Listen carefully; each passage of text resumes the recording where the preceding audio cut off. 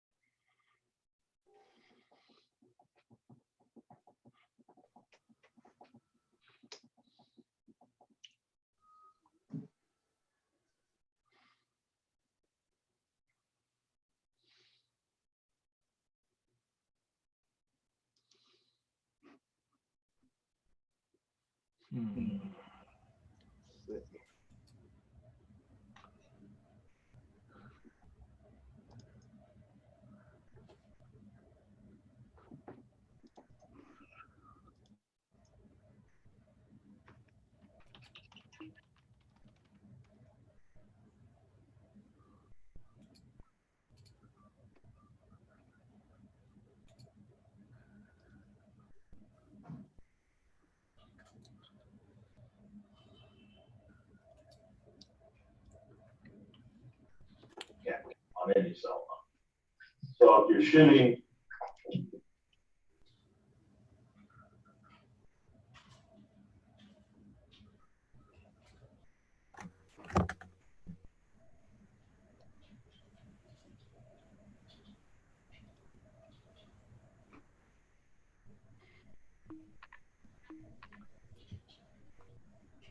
All righty, we'll be getting started here in just a few minutes. I like to give everybody a chance to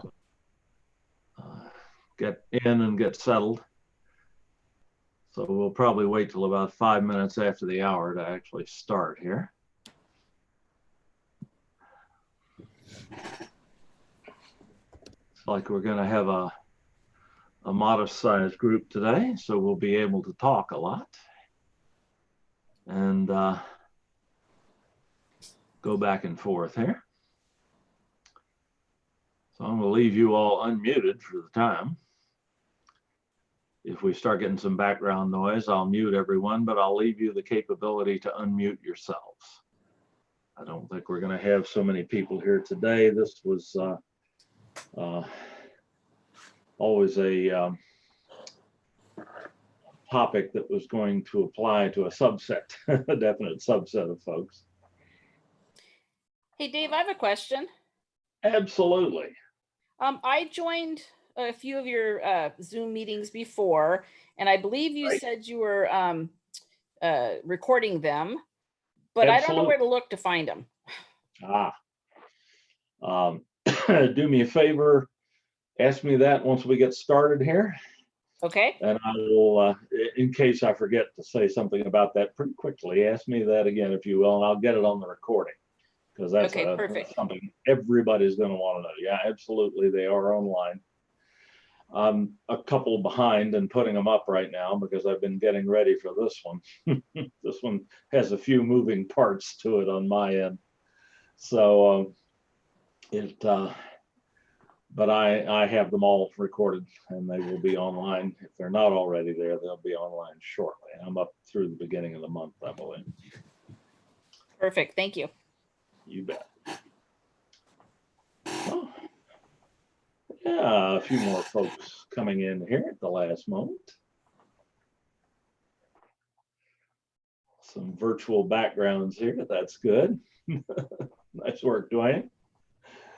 Where's that one?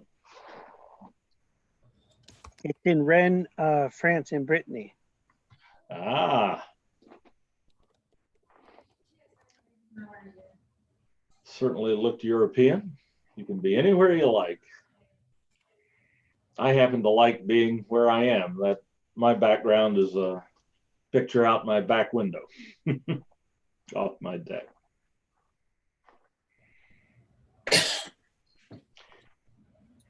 We're going to spend some time on various chroma key effects today in Zoom and otherwise.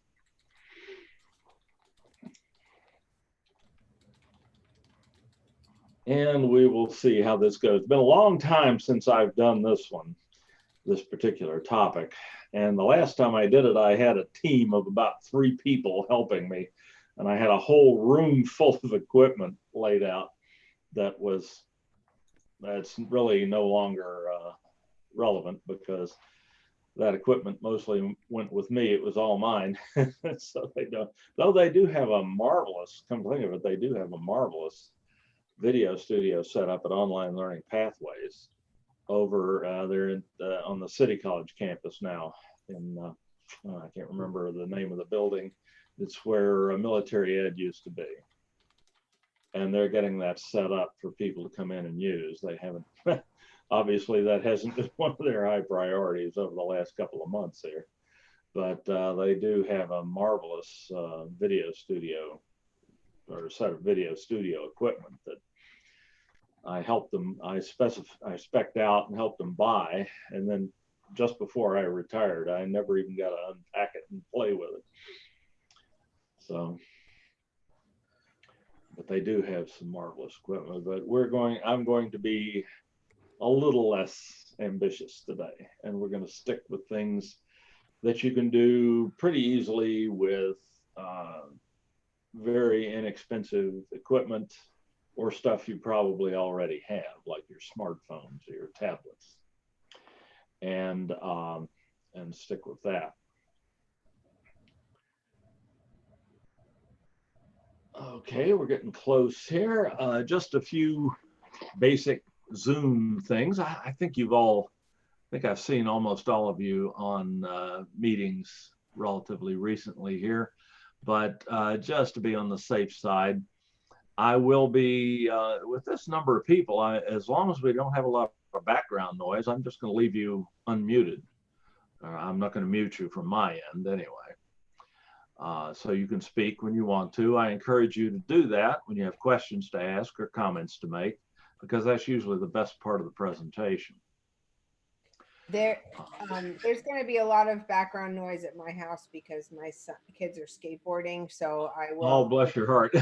Well, if you wouldn't mind keeping yourself muted, then. Yeah, I'm going to mute myself and I'll turn my video on and off. I'm actually going to try to transfer this over to my phone, but I got to figure out how to do that. I'm hearing you just fine, and I'm not getting any major interference right now. Okay. Yeah. So you seem fine. Okay. But if you just mute and unmute as needed, that'll be fine. Thank you. Okay. And if we do have a little background noise, I can take care of it instantly. Don't worry about it. It's really nice to be able to just talk back and forth when we're doing these things. And we're still at 14 people, which is a really nice turnout for a relatively niche kind of presentation like we're having today. I do have probably a good couple hours of presentation here today. And I will, of course, as usual, take general questions after that. I'd like for the first couple hours here to keep questions on topic, that is on the instructional video production. But after that, I'll answer questions on anything you have that I can answer. You do have an, I think all of you probably know, but you have an unmute button in your Zoom menus, which you can, if you're on a computer, just mouse over the screen and a menu will pop up at the bottom of the Zoom window. And there's a little mute unmute button in the lower left-hand corner that looks like a microphone. And if you click on that button, you can mute or unmute yourself depending on your current status. It's a toggle back and forth. It's got a red slash through it. You're muted. Just click on the icon and you can unmute yourself. And I'll leave you the capability to do that if I possibly can. I don't see why it wouldn't be possible here today. We'll also be using the chat tool a fair bit. You'll find that in that menu as well. And if you wouldn't, if you click on the chat tool, you'll see a window, a chat window pop up, which contains some text messaging. And I think Carol's back. Yep. Oh, no, not yet. Okay. And I've got a couple messages over there already. Please feel free to use that as well for any comments or questions, though I'll today, if you can, if I can, without and still get through the material, I'd rather hear the questions when you have them. We'll see how that goes. And if things get a little more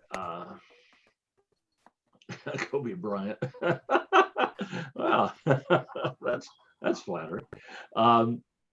Somebody just popped in there. The thanks, BB. Appreciate that in the chat tool. Oops. Somebody just turned their phone on in the same room. I know that. How do I get out? Yikes. You're fine. I'll just mute you for a second.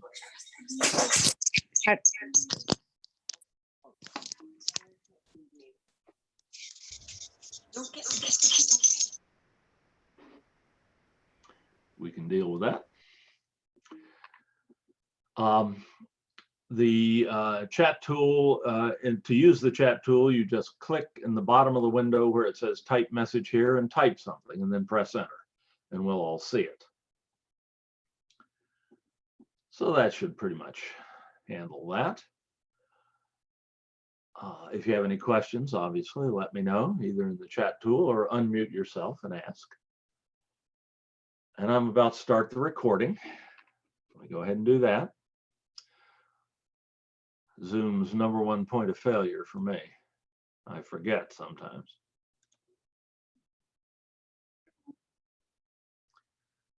And welcome everyone to this afternoon's Zoom session on instructional video production. This is something we do about once a year or so because it is not of interest to everyone, but I think we'll have something today that will be of use to just about anyone. But what I'm going to be focusing on today is the production of motion video. Video that you would take with a video camera, a webcam, or something like that, as opposed to screencasting, where we record computer screens and talk over them. Screencasting generally is a more useful technique instructionally, but the production of motion video is useful in, of course, situations other than what you use screencasting for. It's great at providing engagement with students, particularly if you record yourself. They get to see you talking and interacting with them and so on, or interacting with the camera anyway, just as I'm doing now. And of course, you can video all sorts of other things with full motion video. You can take your smartphone out and you can take video anywhere. Record something that is germane to your subject area. If you're a biologist, you can go out and record plants, animals, natural phenomena, and so on. Anything that might be instructionally useful for your course. So it's a powerful tool as well, and a lot of fun. So we are going to look at some techniques, some simple and relatively inexpensive techniques and equipment that you can use to produce instructionally useful motion video for your courses. I'm going to be sharing my screen most of the day, so let me go ahead and start that. Taking care to click the option to share my computer sound in case we end up looking at some videos, which we will. And I'll go ahead and share that now, and you should be seeing my Windows desktop. Just a blue screen with a Windows logo on it.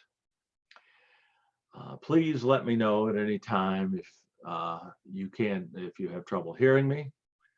I'm gathering from the conversations early on that everyone's hearing me okay, but let me know if that's not the case. Also, if I start talking about something that you can't see, please let me know immediately. It may mean that I'm thinking I'm sharing my screen and I'm not. That has happened.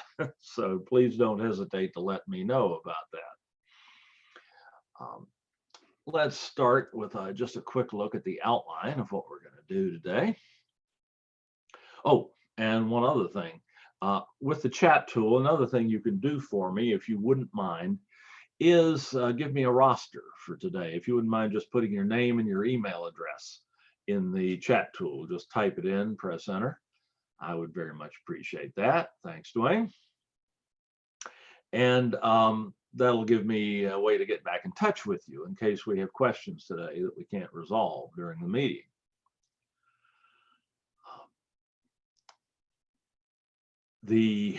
So today we're going to focus on the type of video that you can capture with a camera of one sort or another. And we'll look at some different sorts of cameras that we can use for that, and some different techniques and software that will allow us to capture that and utilize it for instructional purposes, notably in Canvas. We'll start off with the video camera that most of you are carrying around in your pockets, or may even be fiddling with right now while you're attending this meeting. Your smartphone, of course, has a marvelous camera in it. Even relatively inexpensive smartphones today have cameras that are phenomenally good. And they are a wonderful tool for recording and sharing instructional video. We're going to look at three major ecosystems on that: the iPhone the iOS Apple ecosystem, Android, through a video. I don't have any native Android devices. It's not something I've ever used much, though I am considering switching to an Android smartphone given Apple's current pricing and so on.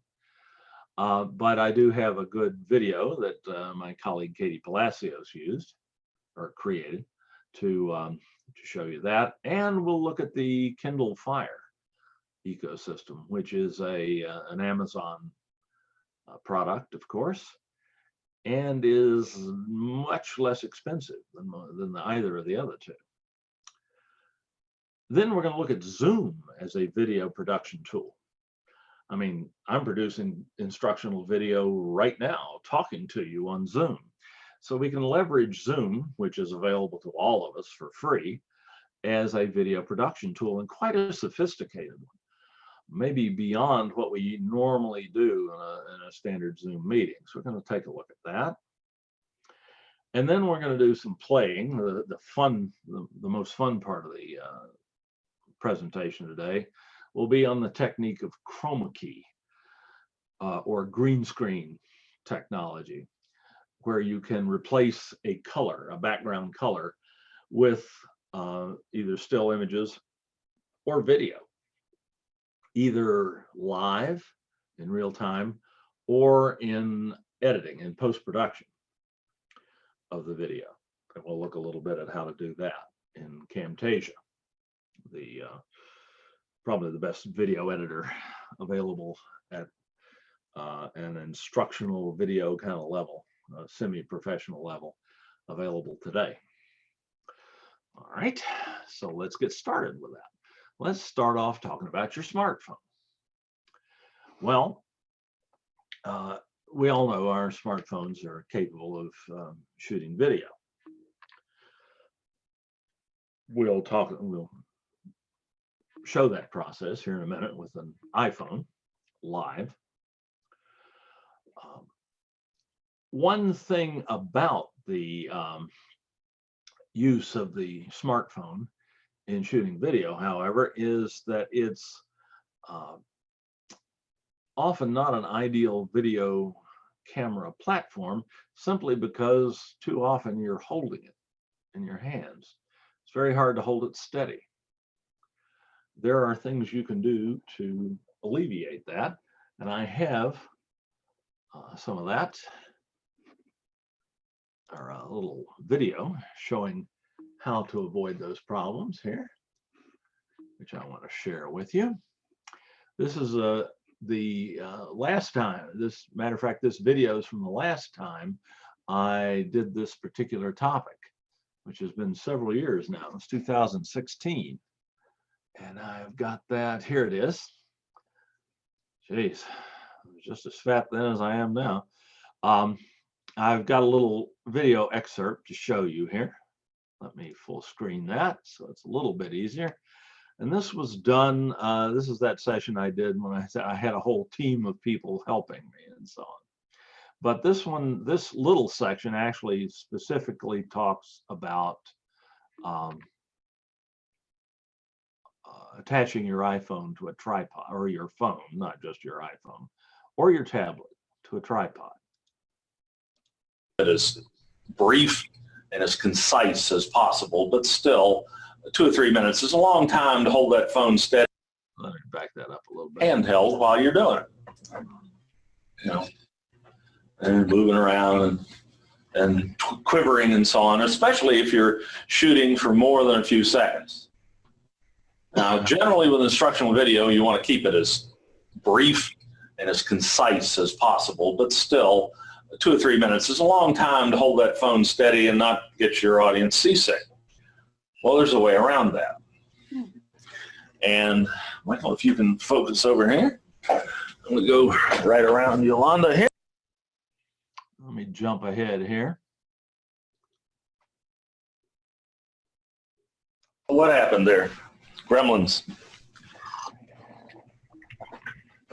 One thing you have to have if you're going to do instructional media is patience with technology. Okay, so we've got a standard video tripod. Once again, I think I paid $25 for this on Amazon. It's not a great one, but it'll work. And on top of it, I have a little adapter. Can you zoom in on that, Mike? Yeah. $8 at Amazon. Again, they were feeling good that day. And it's just a little clamp. You can still get it. It stretches out, and you can take your smartphone and put it right in there. Oh, if you're,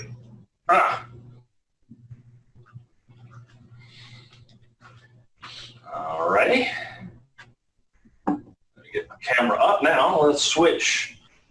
Let's see. Mike, can you hit input 2 on the switcher? Okay. Should be seeing my back. Okay, now you don't want to see my back. Now, can we see the...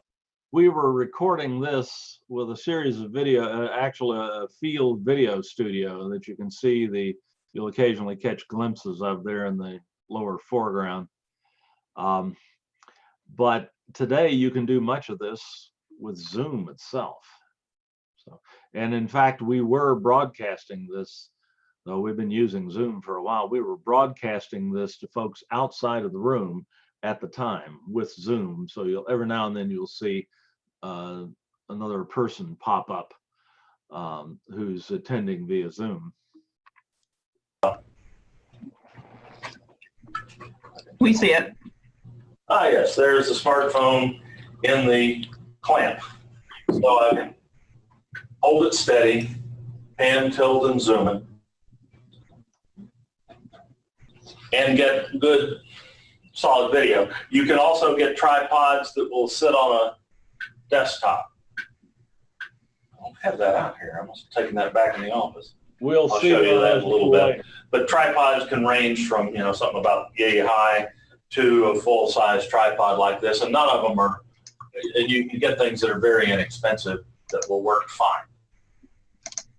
So, as soon as you all know how to shoot a video on your smartphone, we'll see on this one. All I have to do is, this is an iPhone, so I just hit my camera, and there's my viewfinder. Just a note, you can, of course, do selfie videos as well by using your selfie camera. Ooh, geez, that was too close. But remember that the selfie camera is about half the quality of the back camera, the main camera, on any cell phone. So if you're shooting something other than yourself or somebody behind you, it's desirable to use the main camera. And there we are. It's focused on everybody. The image is just great, as you can sort of see from there. And now, all I have to do is set it on video. And away we go. I don't need some performance out there. Okay, peeps. Okay. How are you doing today?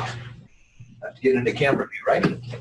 You're in it. You're in it. Remember, All right. How about oh, there you go. that? I'm doing fine, Dave. Thank you. How are you doing? Great. It's great to have you here. But In a minute, when I'm sure everybody's made it here, I'm going to ask everybody to we'll wait till we get past this segment here. And then and there's Michael T. Mogg. And I can hand tilt and zoom in and out with the smartphone. And if you want to, welcome. So we've got a little video now. Could you use that adapter for something like a Steadicam? Pardon? The phone adapter, could you use something like that for a Steadicam? Yeah. Mm-hmm. That's basically what it'll fit on any standard tripod mount. Tripod screw. What did Emma was asking what that it's an adapter. What's it called that adapts the iPhone to the tripod? Yeah, it's a smartphone tripod adapter. Okay, got it. Thank you. Yeah. Okay, that's probably enough of that, but this also illustrates how you can blend a physical classroom and Zoom together in a video production and share your production with people anywhere and have them participate with you. It's it requires some careful handling, mainly of audio and so on. It doesn't require all the equipment that you see here. And it's a wonderful pedagogy, because even after we get back to being able to use our physical classrooms, we can still extend the walls of those classrooms out as much as we like by starting a Zoom meeting when we begin our lectures, and then working with the, having people attending from wherever they happen to be at a given time. It's a marvelous technique. But that I was just mainly showing the possibility for a better mounting of your phone, which makes a huge difference in the quality of your video production if you're using your smartphone as a camera. If you can put it on a tripod, either a full-size one like you saw here, or a little desktop tripod like, let's see, let me kill my share for a second here. Like, let's see if I can get this around here. It's on a leash, so it may be a little one like that. You can get phones mounted on that too. That's a webcam mounted on that one. But those little tripods usually cost $10 or $15, something like that. So that eliminates one of the major problems with using your smartphone as a camera, being able to hold it or having to hold it and shoot handheld. Now let's talk about the process of recording and sharing video on smartphones. To do that, we'll do that live with an iPhone here. I'll do that by utilizing another video technology that's especially useful with Zoom, a so-called USB document camera. And oops, I did promise here, and when I share my screen again, I'm going to show you where to find the recording of this session and others before I move on. You can find that on the same site I was playing this previous recording from, indeed from the same general area. This is our on-demand video tutorial site at the district. It is accessed at sdccdolvid.org. I'm going to put that in the chat tool, the live link, so you can bookmark it if you wish.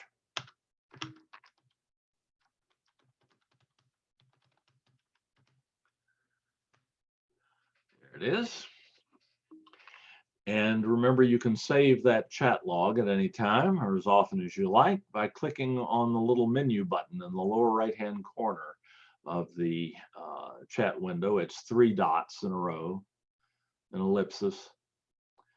And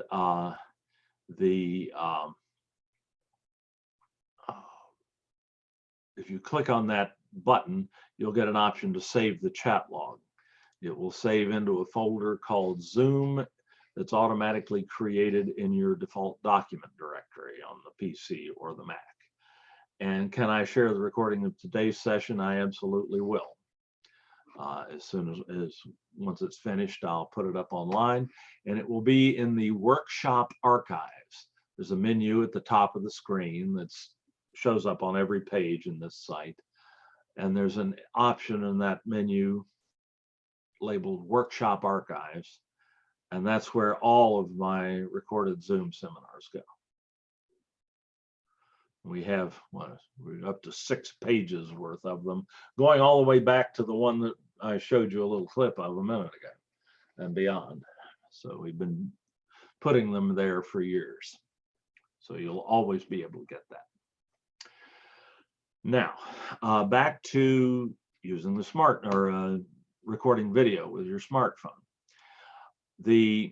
I'm going to show you how I did this using a device called a USB document camera, which is another very handy, very powerful video production tool, and works especially well with Zoom, though it can be used with other techniques as well. And it's a very simple little camera. It plugs in. It's basically a webcam that's optimized to show either still objects like a book or a piece of paper, a document, or three-dimensional objects that aren't doing a lot of moving around. It's not great. They're not great for motion video, but they are good for showing static shots of things, and they'll tolerate a certain amount of motion as well. And it allows you to do things like show people what you're doing on your smartphone, for instance, which is what I'm going to use it for today. I am sharing here. We made it up to 20 folks. That's pretty cool for this one. Let me just take a quick look here and see. Cool. Okay, sorry about that. Indulging my curiosity. I'm going to use a piece of software that comes with the smartphone, or with the document camera. My document camera was made by a company called IPEVO, IPEVO. And it comes with a piece of software, or I can use a piece of software that I can download for it. That will show me, does that every now and then, will show me what the camera is seeing and allow me to see it on my computer screen. And since I'm sharing my computer screen with you in Zoom, you see what I see, which is what the camera sees. Right now it's showing you my iPhone upside down. It's all right, I can fix that. I can have to adjust the camera a little bit to get it more or less straight, move the iPhone around, but everything is upside down because the cameras have a fairly simple lens. They're not very sophisticated. They can't erect the image and so on. So we do that in software with this particular camera by going to this little tool right here, rotate and mirror. And I just twirl that around, and now the phone is right side up. I need to, let's see, I need to focus the camera as well. There's a little button on the camera that will do that for me. I can do that in software too, but it's generally safer with this camera to do it on the camera. It's picking up something there. All right. And I can zoom in a bit. Got a zoom tool for that, so you can see it a little better. It's still a little fuzzy. Let's see if we can fix that. Try the software. That's better. All right, now, of course, my phone's turned off. I need to bring that up. This camera does not have the resolution of the newer ones that you can get. This one's about 7 or 8 years old. I've had it for a long time. It still works fine. Let me see if I can crank up my resolution to the best level. This one will do. Then I'll have to focus again.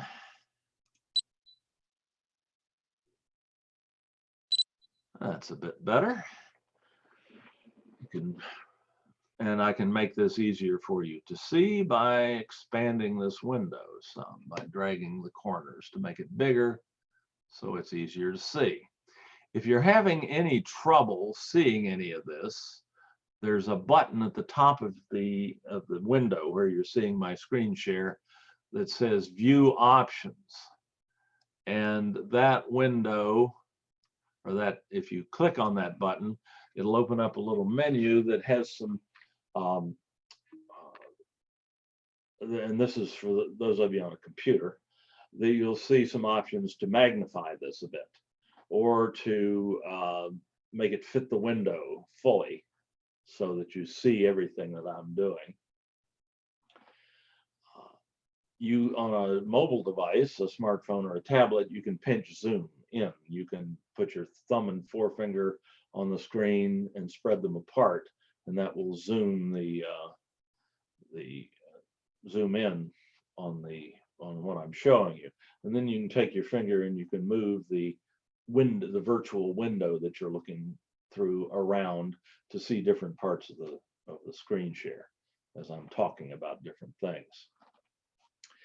So here we have an iPhone, fairly standard.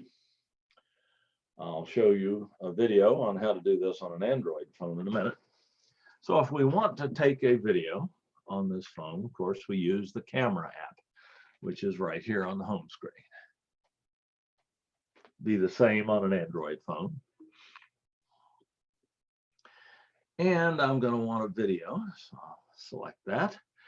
And right now it's just showing black because the default is to use the rear camera, the main camera on the phone, when you're taking pictures or shooting video. And in this case, since the phone is lying on the table, that's not a good option. So I can always use the selfie camera, the front camera, or front facing camera. And this little tool, a little button right here will switch me between the two cameras. So now you can see the camera looking down at my document camera looking down at you. That's what the document camera looks like from the business end. We've talked about this document camera in a number of sessions. But if you have questions about that, how you might get one, things like that, what they cost, I'll be happy to entertain those. I don't want to bore you. You already heard that. So we're ready to take a video. In order for me to do this and you to see it at the same time, I'm going to have to be a little flexible here. Not as easy as it was a few years ago. I'm going to move over here and I'm going to kind of pick up the phone and try to keep it at an angle where it can see me and yet you can still see what's going on the phone. And everything's backwards with a simple lens. So now if I scoot a little forward here, forgive me for the somewhat frightening aspect of this. Hard to believe anything that ugly is still alive. All right. All I have to do to take a video is punch that button. And now we're recording. Good afternoon, everyone. Welcome to our session on instructional video production today. This is a demonstration video recorded on an iPhone, a smartphone, using the native camera app that comes with the phone. We're going to record this video and then we're going to upload it to YouTube and see how we can share it with our students. Not that our students would be particularly interested in this. All righty. So now I can stop the video by just tapping the button here at the bottom of the screen again. And the video stopped. Now we can lay it back down. And we can see what to do next. I can go to the video to make sure that it's okay. Just tap on the link to it there and see if it recorded. And now we're recording. Good afternoon, everyone. Welcome to our set. That seems fine. So I'm done with the camera app on the iPhone. I'm going to go ahead and get out of that. And now the question becomes, how do we share that with our students? That turns out to be almost as easy as recording the video in the first place was. And we can do it right from the phone. We don't even have to transfer the video somewhere and mess with it. On the iPhone, I would just go to the YouTube app, which is free. It comes on the phone, as a matter of fact. You can't find an iPhone without one. Tap on that and open up YouTube, the YouTube app. In order to actually put a video up onto YouTube, you of course have to have a YouTube account and you have to be logged into that account on the phone. As I am, because you can see my little picture up here in the upper right-hand corner.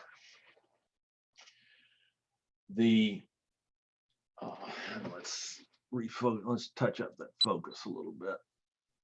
When I start, this camera is set to autofocus, and when I stick my finger under there and so on, it messes up the focus a little bit sometimes.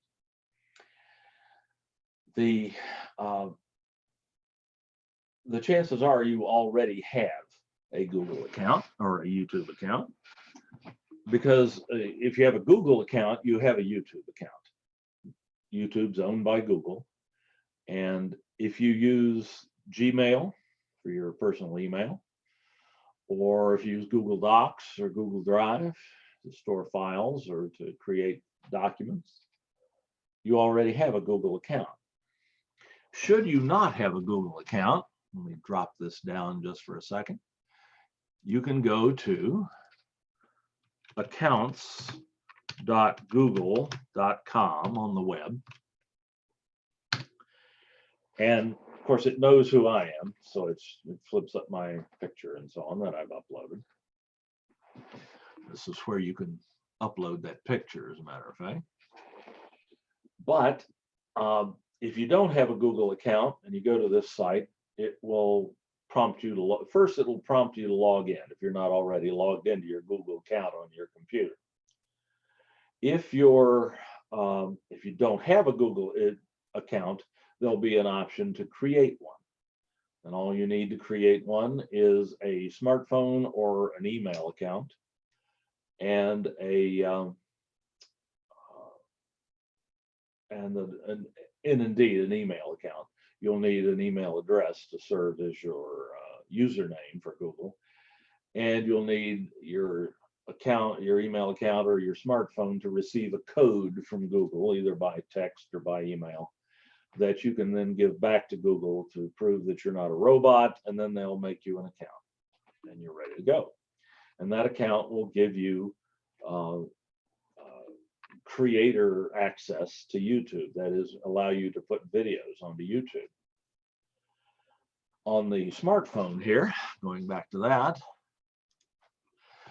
if I were not logged in, I would have already logged in, I would have a prompt when I open the YouTube. Come on. That software is a little cranky, the IPvo software. When you minimize it and come back into it and then try to focus, for whatever reason, I can't imagine, sometimes it will just crash and then you have to set it up again, which is why I should have used the button on the camera itself to do the focusing. Oh, well, all right. I'll have to rotate it again. Doesn't hurt to see that twice anyway. And then zoom in a little bit. Very simple operation. So you can see this a little better. Now, if you weren't logged in, you'd be prompted to sign in. And of course, if you didn't have an account, you'd be prompted to create one. Now, to actually upload a video to YouTube from an iPhone, you use the YouTube account and you use this little icon right here, which is a little hard to see. I can zoom in a little closer.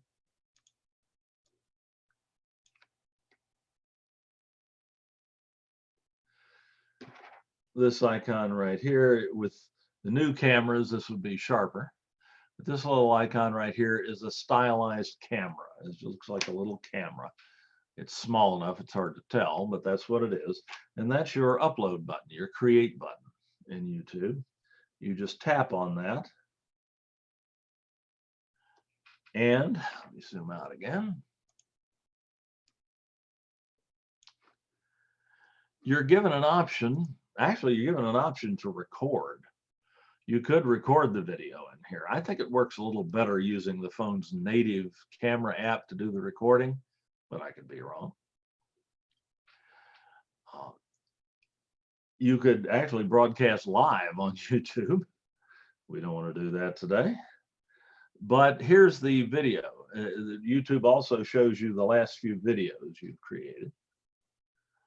And with the smartphone. And this is the one we just made a few minutes ago.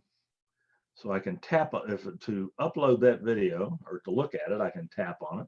And now we're recording. Good afternoon. And it came over fine. The video has sound and video. The subject matter is another thing, but technically it worked. And now, once I ascertain that the video is okay, and I can do some limited trimming on it and so on here as well if I want to, down at the bottom here. I have some capabilities like that right here, but we're not going to worry about that right now. The vast majority of the time, you'll just upload the video as is, YouTube. There's a next button in the upper right-hand corner here. And I just tap that once I'm sure that the video did record properly. We get a little more information about the video. Among other things, we can choose the privacy setting for the video on YouTube. The options are public, unlimited, or unlisted, excuse me, and private. You don't ever want to use private unless you're putting your baby videos on there, because that's very restrictive. Setting it up is tedious, and you can't share it with very many people that way. For instructional videos, you'll always want public or unlisted. Public means not only can anybody play the video, but they can search for it and find it. It might pop up on their screen as a suggested video at some point. Unlisted means you can share it with your students and they can play it without having to log into YouTube. But you have to provide the link to the video to them, the URL, the link URL for the video, or a link, or the video link that YouTube will provide to you here in a minute. So probably unlisted is used more than anything else, though certainly if you have created a video that you think may be of some general public interest, it might help some people, and that doesn't include any sort of confidential information like the names of your students who are enrolled in your class. That's protected information under FERPA. So if you make a Zoom recording that has your students' names in it as they speak or in gallery view or whatever, you don't want to make that video public to protect student privacy. You can, however, make it unlisted, and only the people to whom you give the URL will be able to view the video. And presumably you won't be posting that URL on a public resource like Facebook or Twitter or something like that. You'll rather probably post it in Canvas or send it to students in an email so that the communication is secure and private. Well, reasonably secure. Email is only reasonably secure, but certainly not generally available to the general public. So unlisted is probably the option we want here. So we select that. And we'll find in the upper right-hand corner here a button to upload the video in blue.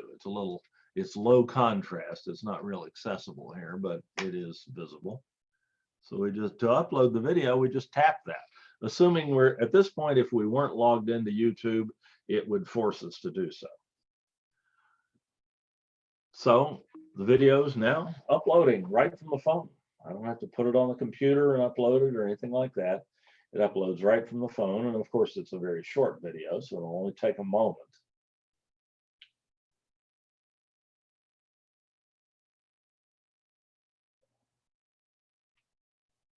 There it is. It picked up the, the title of our Zoom meeting here. That's interesting. I'm not quite sure how it did that.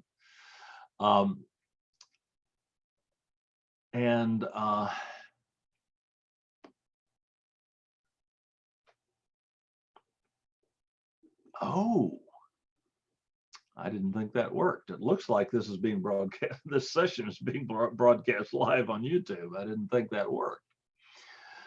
At least YouTube thinks it is. Okay, so once you see the thumbnail for the video here, it's on YouTube.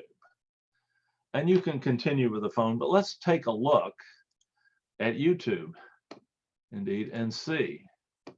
Let me pull up, go to YouTube. I am logged in to YouTube here. I know that because I can see myself up here in the upper right-hand corner. If I weren't, let me log out here and show what that looks like. Yeah.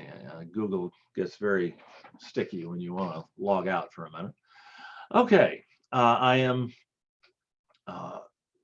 if I'm not logged in when I go to YouTube, I'll be prompted to sign in. Of course, you can watch YouTube videos without having to sign in, but if you're going to upload videos to YouTube or manage videos that you've already uploaded, you have to be signed in as yourself so you have access to your so-called YouTube channel.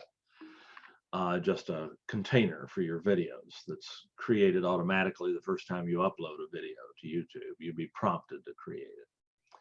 So I just sign in, and this computer already knows everything there is to know about me, so it knows what my login name for Google is, which is my Gmail account.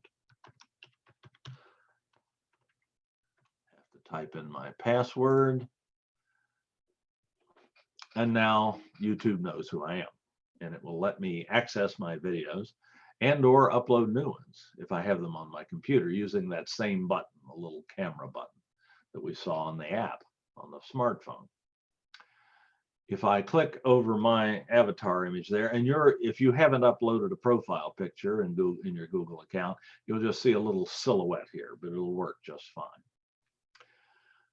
And I'll go to what's called YouTube Studio, which is my video management tool in YouTube for my own videos that I've uploaded by whatever means. And I get a dashboard for my channel. And on the left here, I have some links that I can go to. And one of those is a list of all my videos that I have on, or the first few videos I have on my channel. And there's the one at the top that we just uploaded. I can click on that and get information I need about this video, go to the so-called video details page for it. And the most important bit of information right here probably is the link, the video link. This is what I need to share with my students in order to share that video that I just made on my smartphone with them. And remember, this video could be anything that was germane to your subject matter in your course. You could take your phone out with you and make video recordings of wildlife or of a sporting event in progress, or if you were doing a PE course of some sort, you could video a fencing match or something. You could go to a place of historical interest and give your students a virtual tour through it. Really limited only by your own imagination, because you have that wonderful video production tool in your pocket most of the time. Even flip phones have video capability these days, and there are ways to get that video off and onto YouTube. They're not as simple as the smartphones, but you can do it. So the video is now on YouTube and ready to share.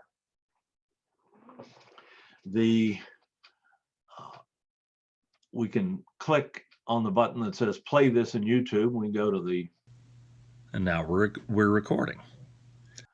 We can go and we can play the video on YouTube to ensure that it came up okay and that it's visible and audible. We don't have captions on this video yet, but but we will have them shortly. All videos that are uploaded to YouTube, or 98+% of them anyway, will have captions within a few minutes to an hour or two, depending on the length of the video.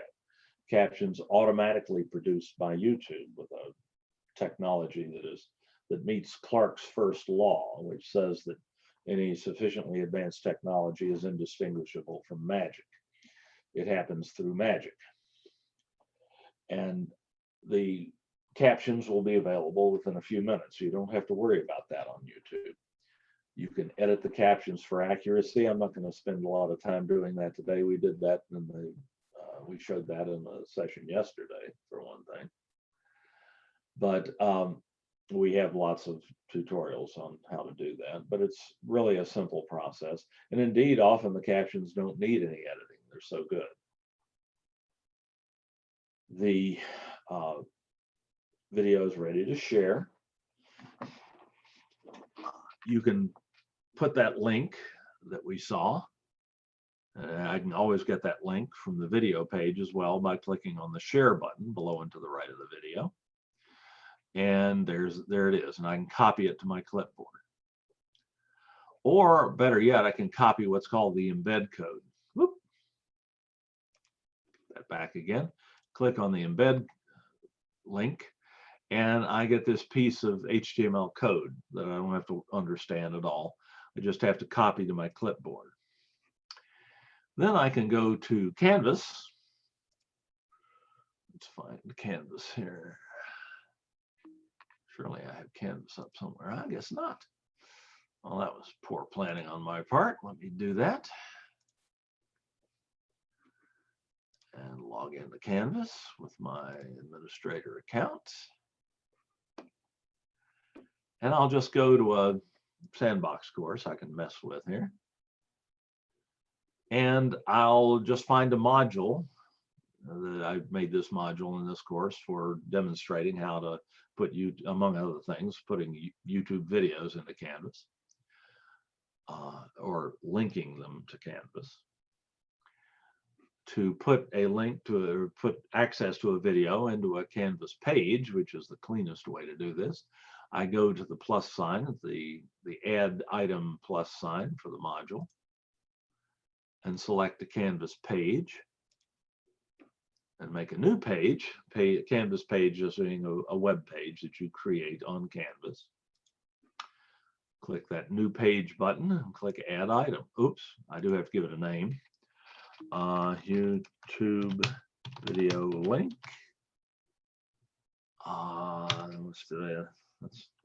I do this often enough. I better date this 5/5/2020 so that I can identify it. Then add the item. There's the blank page that I've just created, blank web page or Canvas page. I click on that link. I edit the page to put something in it. And I just use the Insert Edit Media tool in the Rich Content Editor that pops up. It's the second tool from the left in the second row of the control menus for the Rich Content Editor. And it labeled Insert Edit Media when you mouse over it. You click that tool, you select the Embed tab in that tool, and you just paste that embed code that you got from YouTube into here and click OK. And boom, there's a link to that video. And save this, publish it, and it's shared with your students. If the student comes into the module or into your course, goes to the modules, clicks on this link, they'll see that video, they can play it from here. And now we're recording. They can full screen it. Good afternoon, everyone. Welcome to our session on Okay, enough of that. And the video is now shared with your students. So the whole process, if I wasn't bloviating about it, would take 5 minutes longer than it took to record the video, however long the video was. It's quick, it's easy. And this does not use up any of your available file space in Canvas. The video has not been uploaded to Canvas. It's this embed link has been created, but it's just a fancy link. It's not a you didn't upload anything actually to Canvas to speak of. The video is still sitting on YouTube. It plays from YouTube. So Google pays for the storage and for the bandwidth to view it and for the link to access it and all that. And we get all that to use all of the capability for free. YouTube is one of the best free deals that you'll ever see in life. You pay for it by occasionally watching a bit of advertising on the YouTube website. And Google makes enough money for that to support YouTube and make tons of extra money on it. Way more than it costs them to give you that YouTube account for free.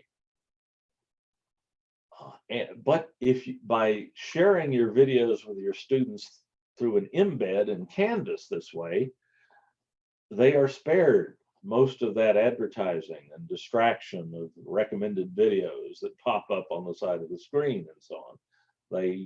That is all, or much of that is filtered out here by embedding it into Canvas.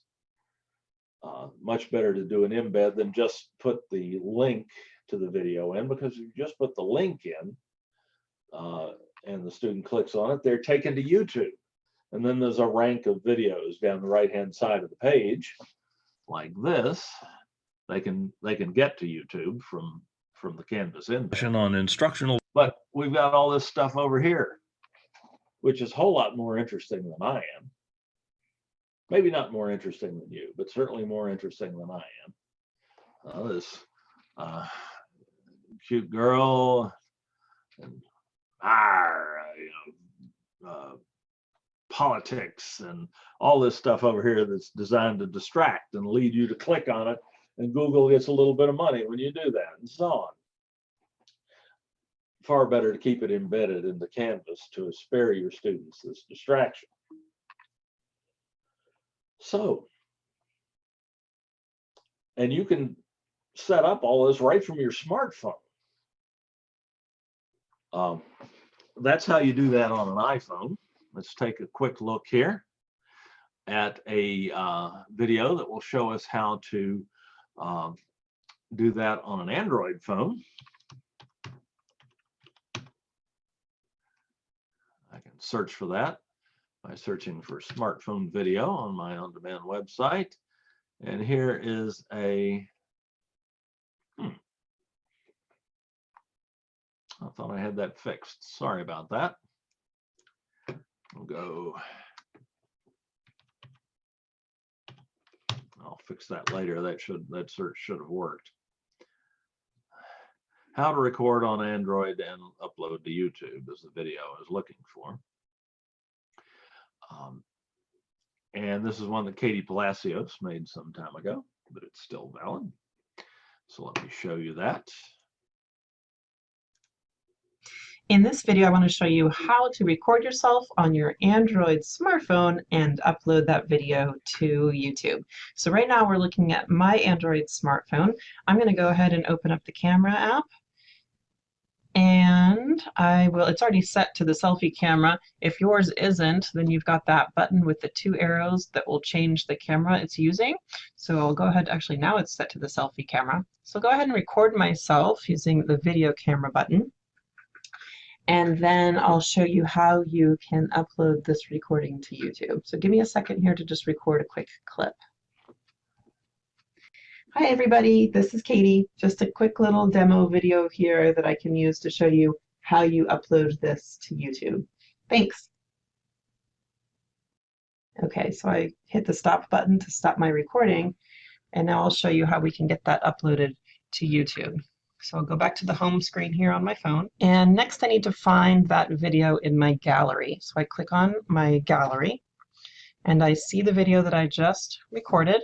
I open up that video. And when I tap on that video, I get the sharing options for that video. So I want to click on that share button, and it gives me, depending on the apps that I have installed on my phone, it gives me several options here. One of them should be YouTube. So I'm going to go all the way down to the bottom to find YouTube. I do have YouTube installed on this phone. And it's going to ask me for the title and description and privacy settings for this video. So I'll just do demo. For my title and description, demo. And then for my privacy settings, I'm going to keep this as unlisted. I recommend unlisted or public. Private is going to make it really difficult to share with other users. So keep that as unlisted for now. You can always change it once you get online, once you get it up onto YouTube. Okay, and then the next thing for me to do is to click the upload this send button in the top right. and you'll see this getting uploaded to YouTube right here. I'm at 4%, it looks like now. And the Even speed that easier you than the experience iPhone. here is really going to depend on your connection as well as the length of the video.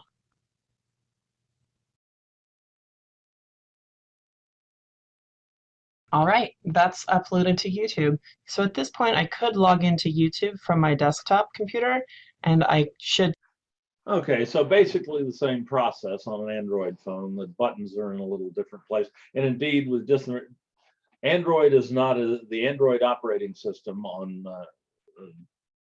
the majority of smartphones in the world is not as consistent from phone to phone as the iPhone or as iOS is.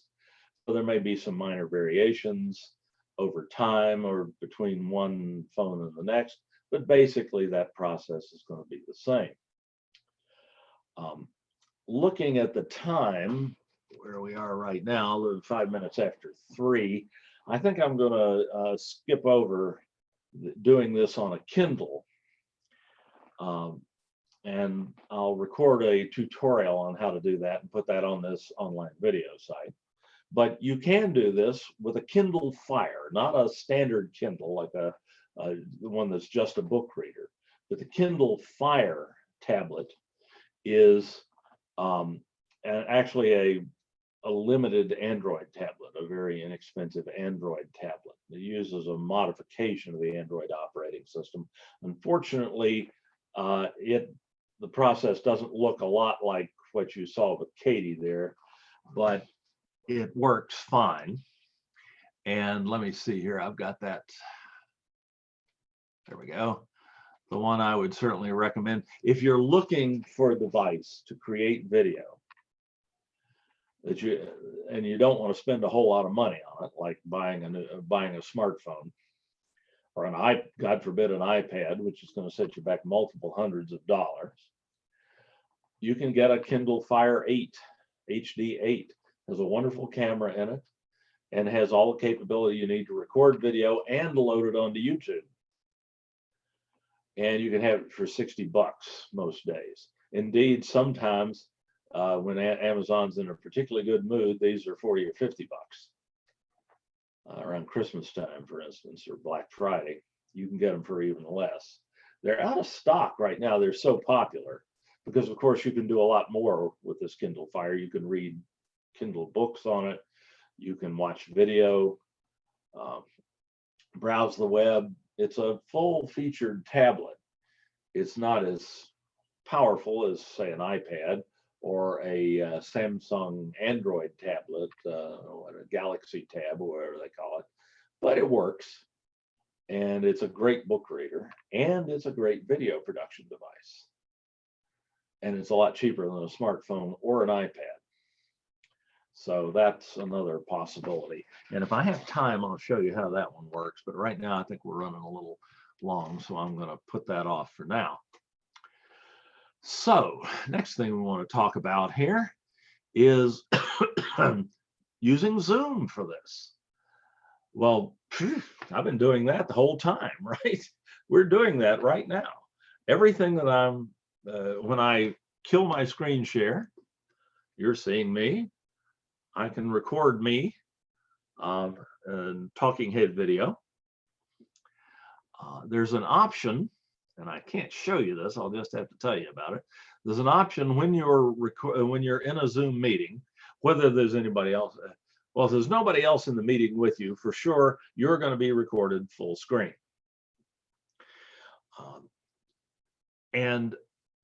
But if there are multiple people in the meeting with you, you can right-click on your video and select Spotlight Video. And again, I can't show you that.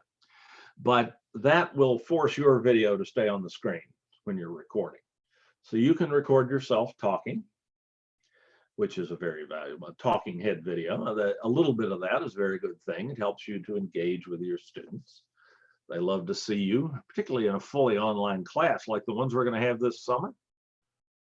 For everything, your students never see you unless you record a video like this. And that makes a way more of a psychological difference than you'd ever believe in an online course. students are so much more comfortable in an online course if you just talk to them every now and then by recording a video and linking it into Canvas.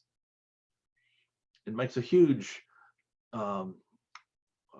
counteraction to the psychological isolation that students tend to feel in an online course, especially when they never get to go to campus. So it's a very, very good thing to do. But you can do other stuff with Zoom as well. Of course, I've been sharing my screens. And those screens, if you're recording the Zoom session, you share your screen, those screens are recorded in quite decent quality.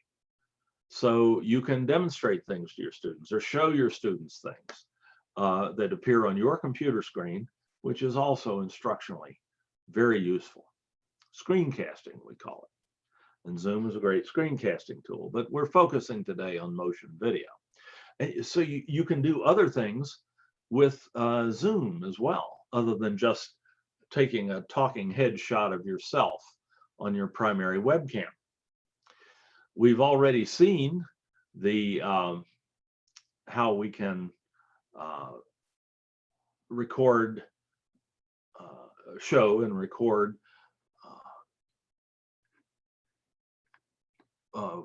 document cam video. I'll get it out in a minute. Document cam video. Let me share my screen again to remind us of that. And bring up my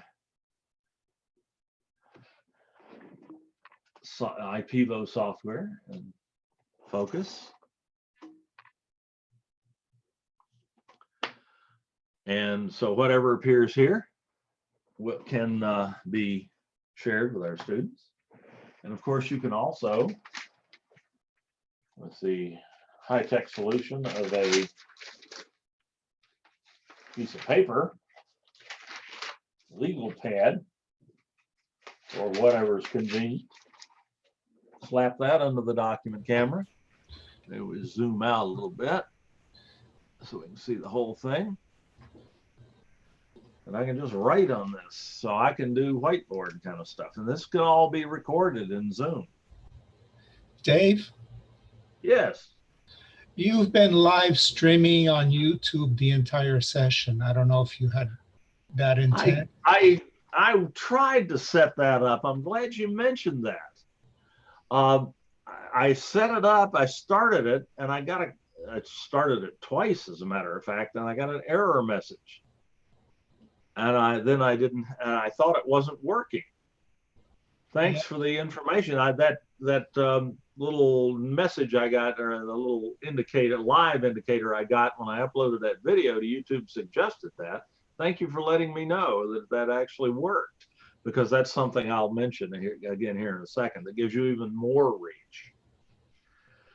But so this is going out, this could potentially be going out worldwide to any number of people, thousands of people. Probably unlikely, but particularly with me on the screen here.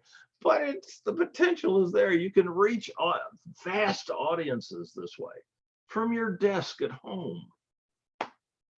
Thanks very much for that. We'll talk about how you set that up here in a minute. But so this is something we can do with Zoom. And we can record this, and your students you can put it on YouTube or put it in the Zoom cloud. That works fine. And then you can provide your students a link or an embed to it in Canvas, and they can watch this at any time.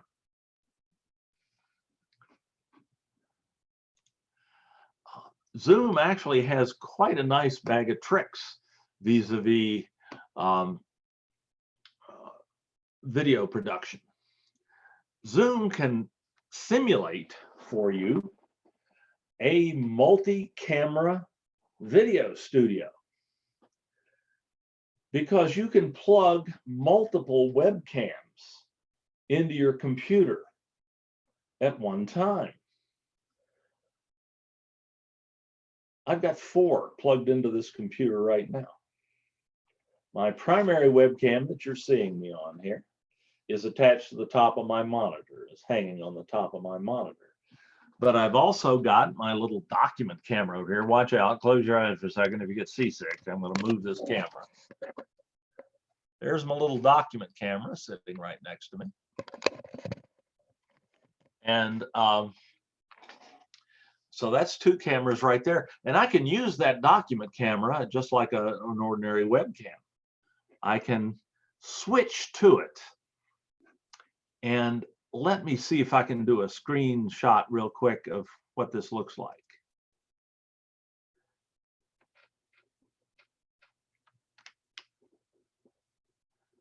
I think I got that.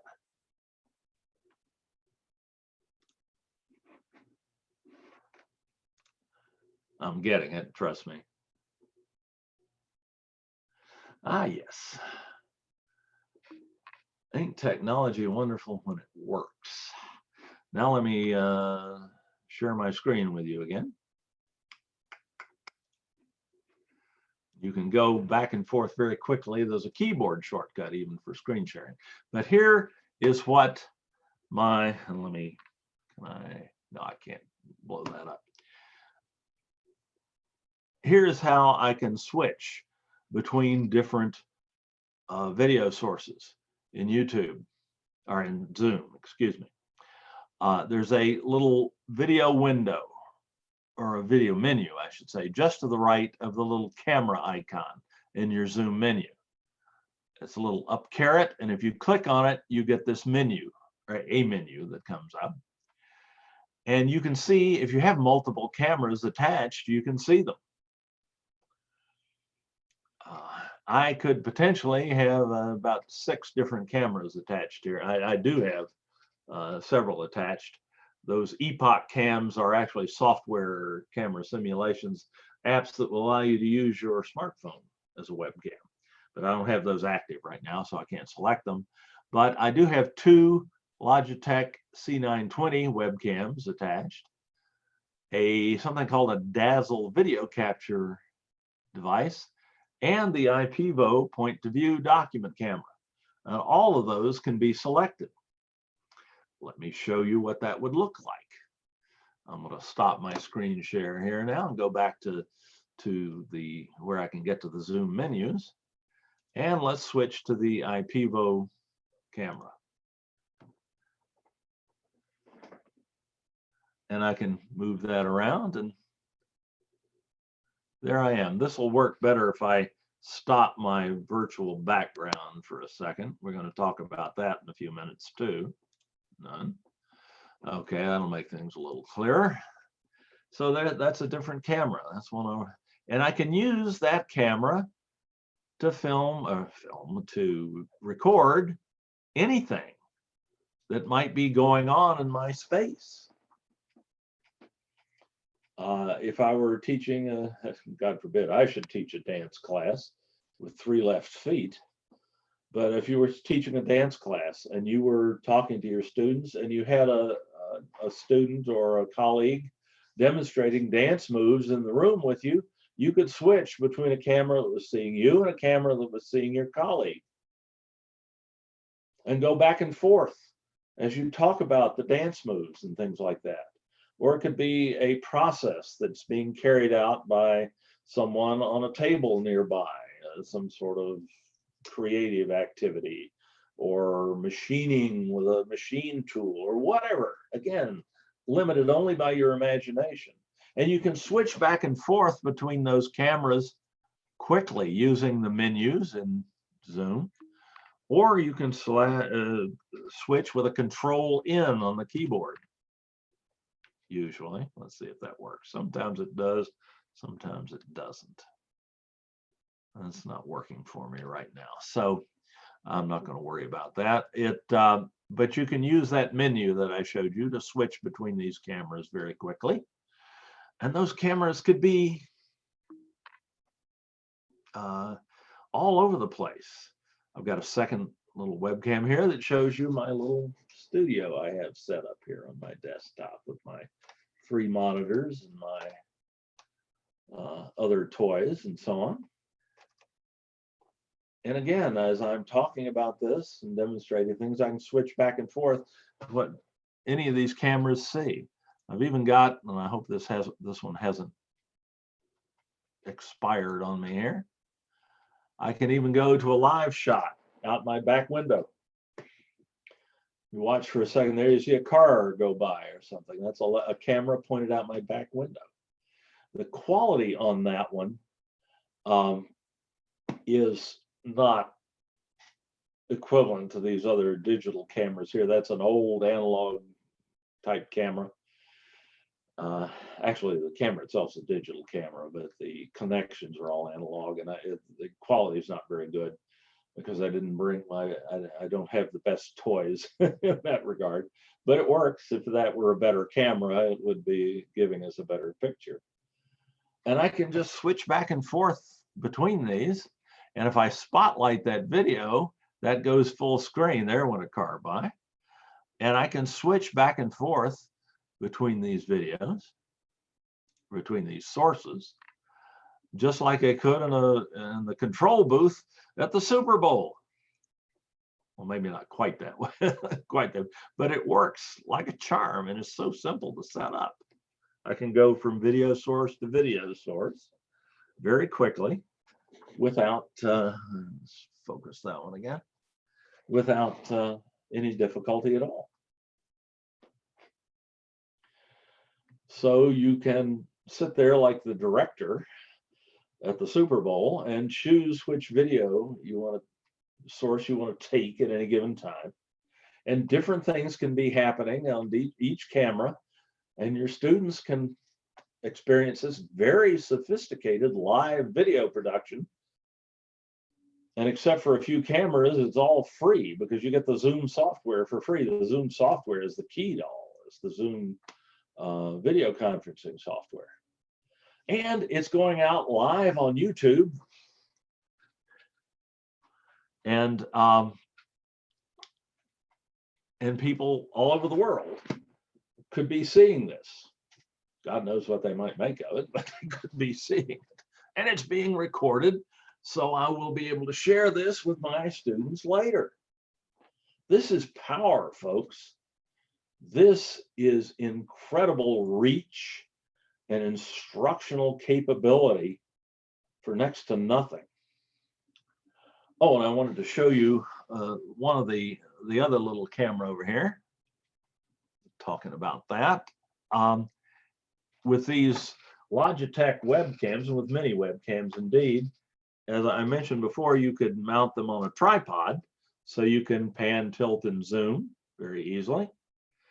And the reason I like the Logitech C920s is that they have a tripod screw built into the bottom of the holder, so I can put it on a tripod securely. And with that capability, I can then switch to that camera and show you what that camera is seeing. I do kind of have to keep track of which camera is which, but there's that camera. It's looking at my green screen behind me, and I'll show you that support here in a second. We'll talk about that as well. But I can pan, tilt, zoom around on a little tripod. So you can follow action that's taking place. You can use this to record live activity. Like I said, a dance class or an exercise class, PE class. Analyzing someone's golf swing. Just incredible, because of course, you can do this from your smartphone as well. You can use the camera in your smartphone and broadcast live from it on Zoom. You'd be out at the links analyzing someone's golf swing. Just again, limited only by your imagination.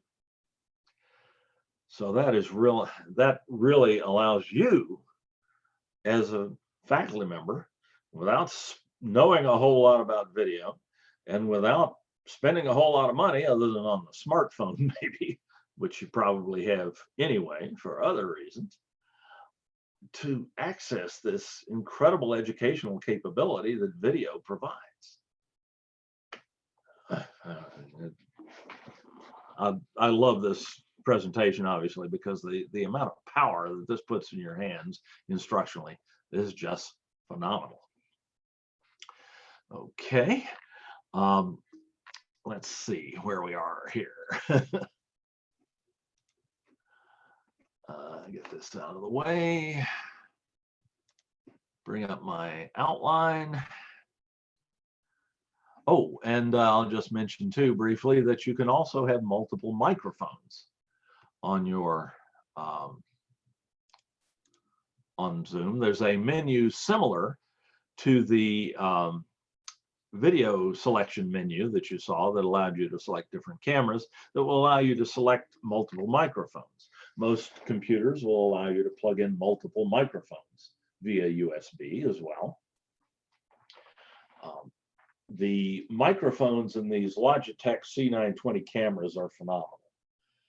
And they will record audio from across the room if people speak clearly and at a reasonable volume. You can be all the way across a small room and still have the camera, the microphones in the camera pick up the audio. But if you need something a little better for a few dinero, you can have something like this, which is called a boundary microphone that sits on a tabletop. And it has a cord on it that can be extended to 10 or 20 feet and brought back and plugged into the computer that you're running your Zoom meeting on. So and that microphone can not only hear you, and let me switch to that microphone, give you an idea. Let's see, here it is. Similar selection menu. Now you're hearing me through that microphone. Quality probably seems a little different, but that's a decent microphone. It should be coming through all right. And that microphone could be used to pick up not only you, but everybody else who's in the room with you. So if you do one of those tricks like you saw earlier, where I had a Zoom meeting going in a classroom, where I had people in the classroom and attending via Zoom. And if I have this microphone sitting out in the middle of the room, and it has even better pickup capability distance-wise and 360-degree capability than the microphones in the webcam do, then I can have, not only can I have people attending the class physically in a classroom and through Zoom, but the people attending remotely can talk, if I have speakers in the room, to the people who are sitting there in the classroom and to me, and they can speak back and forth. And that capability used to cost tens of thousands of dollars to achieve. And now you can use it with Zoom and $100 or $200 worth of equipment. That boundary microphone is not free. I think it was about 70 bucks, something like that. So, but that capability exists. Though most of the time the microphones in a good Logitech webcam are fine for picking up not only you, but anybody who might be in the room with you. We hold our meetings at Online Learning Pathways using that when people were actually at the district. They had one of these webcams in a conference room, and it picked up people from all the way across the conference room just fine. So it's, again, that's the Logitech C920. Let me show you that one. Of course, they're very difficult to come by right now. Webcams have become very scarce. Let me go to that one. We've already looked at this, so we'll do Tech C92X. The 920S is probably the best one right now. Yeah. Yeah, they're not. Oh, that's international version. They're not even showing that one, right? There's a C920. It should cost about $60 or $70. Somebody's gouging on that one. Most of these are not available right now. But the ones that look like this with the microphones on either side are formidable. The audio, the pickup capability is formidable. And eventually, probably the C920S is the best deal right now, normally. me see if I can find that one here. They're not even showing that one. It's been out of stock so long. But sooner or later, those will become available again, and they make wonderful audio. They make their microphones are as impressive as their video performance. Dave, can I ask you a question? Certainly. Okay, I have one of these headphones which are like Bose noise canceling and hand-free. And then when I record my Zoom videos, sometimes it's really good. I mean, the sound is very clear, but sometimes it's something I can't explain what it is. The sound is really irritating. Like it's not the sound is. No, please continue. I'm sorry. So I was wondering, because sometimes it's good, sometimes it's not. Do I need to change a setting to make it work, or it's not a good idea to use that Bose to begin with? No, the headphones are a very good idea. You're doing this in Zoom? Yes, in Zoom. Yeah, that's because most I likely.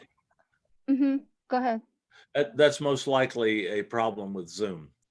The audio sometimes will drop in quality due to a burst of traffic on your local internet service provider's network or some problem with Zoom. If you're getting good audio some of the time, it's almost certainly a Zoom issue and not an issue with your microphone or with your computer. Right, because when I do, like if I make a video with the Camtasia, I don't have that problem. Right. But that's different, right? Because that's a software on my computer. You're using the same microphone and the same computer, right? Right. I was wondering if that's a because Zoom it's issue, most likely. Oh, okay. So is there any way I could fix it, or should is there a microphone that would not give me that problem, for example? No, not really. No. Okay. This doesn't sound like a hardware problem with the microphone. It sounds like just limitations with Zoom when Zoom gets very busy. What you can do is try to do it at a different time if that's possible. You can also, if it's appropriate to do so, you can turn off your video in your Zoom meeting, and that will improve your sound. It's already off. Because of that, I have turned it off. Yeah. So one more question. For the online classes for summer, what would be a good time that the traffic is not so bad? Like earlier in the morning, late at night? Probably not late at night. People in your neighborhood will be streaming their Netflix. Probably early in the morning is a good time. Okay. So you think that makes a difference? That's going to vary with your location. You just have to try it. Also, you can record using Zoom, as we're doing right now, and do it at a time or do it in a meeting where you don't have anybody else in there with you. And you can produce a recording that you can then share with your students that they can watch later. And that may improve your audio performance a bit too. Okay. Because Zoom's not having to keep as many balls in the air at one time. Okay. But I empathize. It happens to me too. I hope everybody's been hearing me okay. I generally have very good internet access here where I am now. But sometimes it happens to me. Today, sometimes your sound was not good. I don't know if it was me or everyone else had the same problem. Sometimes your sound was kind of not very clear and kind of that can happen. That can happen with Zoom, yeah. Particularly when I'm showing all these different videos and things like that. So that can interfere with the sound as well. But that's just sort of a limitation with Zoom. And what there's if not much you can do about that because 300 million people are using Zoom each week and things like that. So okay. So let's, if I may, I'm going to move ahead here with our presentation because we got some other neat things to try. So Zoom is an incredible video production tool. in addition to being a meeting tool. And of course, you can put Zoom recordings on either on YouTube or on the Zoom cloud. We've covered that in other sessions. We have tutorials for that as well. If you go to our on-demand video site and just look at our Zoom tutorials by typing Zoom in the search box and pressing enter, or Zoom recording. Here we have, let's see.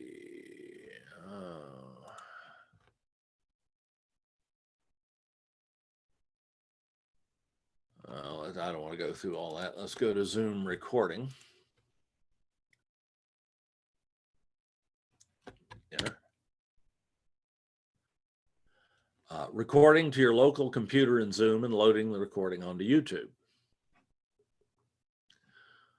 Or recording a Zoom session. I also have another tutorial that's coming on recording to the Zoom cloud, though recording to the Zoom cloud is pretty much automatic in a Confer Zoom account.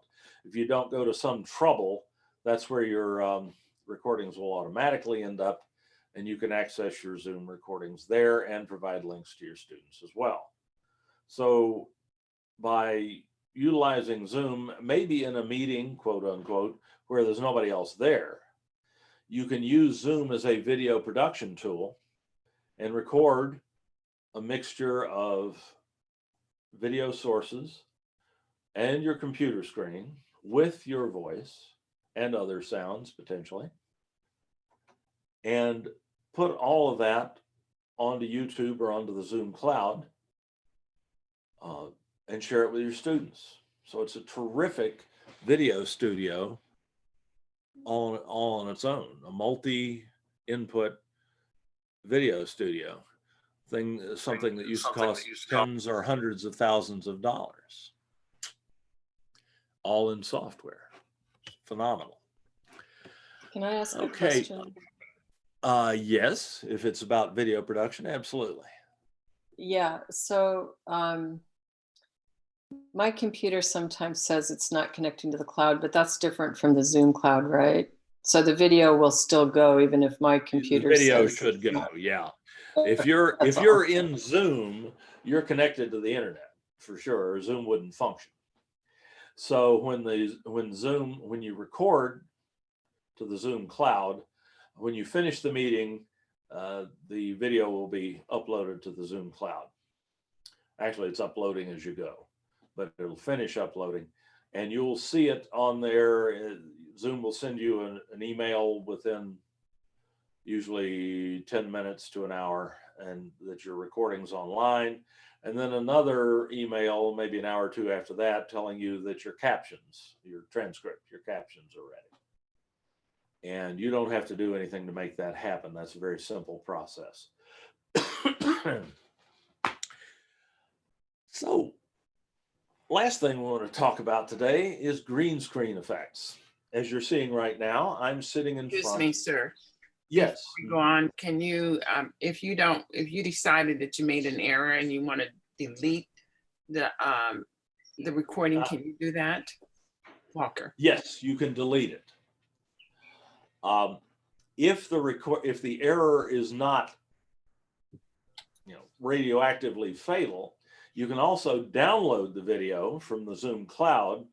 And if you have a video editor, you can edit it and take out the parts that you didn't want, or fix something and then put it back online, say at YouTube. All right, thank you. So those are theoretical possibilities, at least, but certainly you can go to Zoom and delete the Zoom cloud and delete a recording that you don't want there. Indeed, you've got only about a gigabyte of storage space on the Zoom cloud. So you may have to do that from time to time by deleting or downloading older videos and deleting them from the Zoom cloud to make more room. And you can do that in your account screens on Zoom. go to the Zoom confer, cccconfer.zoom.us, or just zoom.us is the same website. Log in as you, and you can go to your recordings, and you'll see links to them here. You can view them, or you can share them with your students by clicking the share button, and that will give you the sharing information you need. Also, you can download your videos from here and then delete them.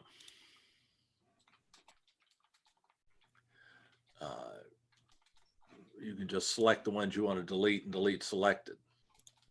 So you have complete control over this, and you have access to it at any time. Thank you. You bet. So David, I have one more question. Can I ask you about this? When you download that, if you already have sent the link to students, that's for the cloud. So you have to send them a new link if you download it after Well, if you were going to share this with your students, you wouldn't need to download the video. They can view it from where it is. They just need the URL. Right, but what if you delete it? If you delete it, then they can no longer view it. You would have to, in that event, you would have to upload it to YouTube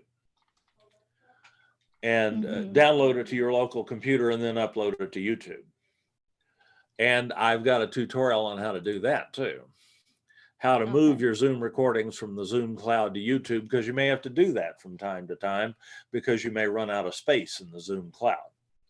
And that tutorial will show you how to do that. And again, I got that through by searching for Zoom recordings in the on-demand video site. Thank you. You bet. Good question. So let's do what we can in 20 minutes on chroma key. Chroma key is the term that's referred to, that refers to so-called green screen effects, where you can replace a solid color like the green color behind me in a video with a still image or a video. Let me put chroma key, the word in the chat tool, since it's sort of a made-up word. That's how it's spelled. In case you want to search for it, for information about it. And Zoom has chroma key capability built into it. They call it the virtual backgrounds. And I do have a tutorial for that too. We try to make as many as we can. You have how to make millionaire too on there? You think I'd be, if I knew how to do that, you think I'd be doing this today? Aren't you making $1 million? You're doing well. Nope. Okay, so where is it now? Zoom virtual background. Using virtual backgrounds in Zoom here. We'll show you how to do that. And maybe I better show you this video real quick. It's not very long because, again, you can't see me doing this in Zoom. So I had to record it so I could play it back for you during a Zoom meeting. So I'm sharing my screen. Let me pull up that video and full screen it.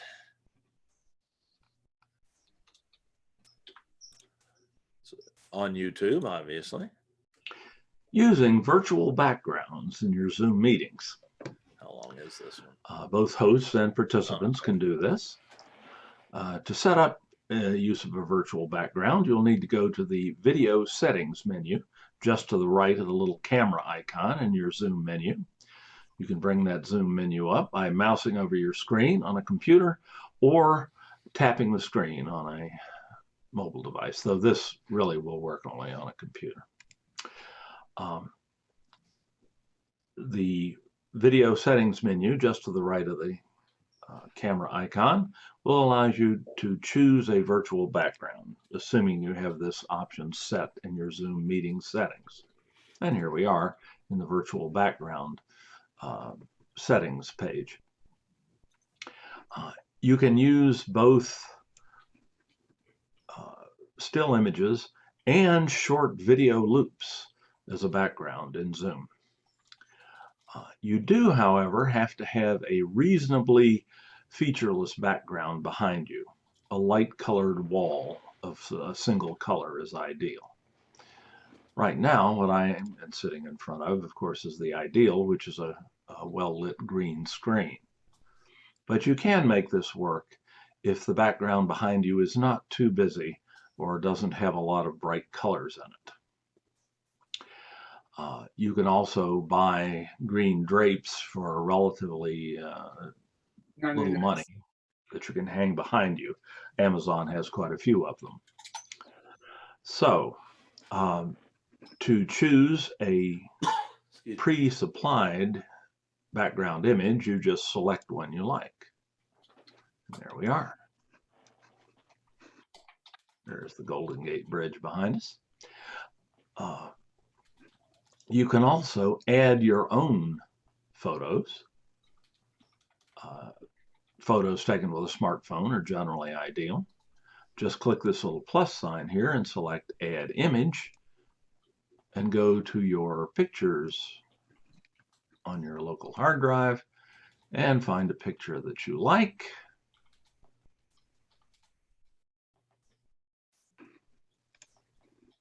Click Open. And some pictures work better than others. This one didn't translate very well, so we'll just take that out. But matter of trial and most error. Any other pictures that you have on your in your image files are likely to work. Again, anything taken with your smartphone is generally quite effective. Well, let's just take that one. Back of my house with a deer. Okay, so it's quite easy to add pictures to this. You can also find free background videos. Get this out of the way for the moment.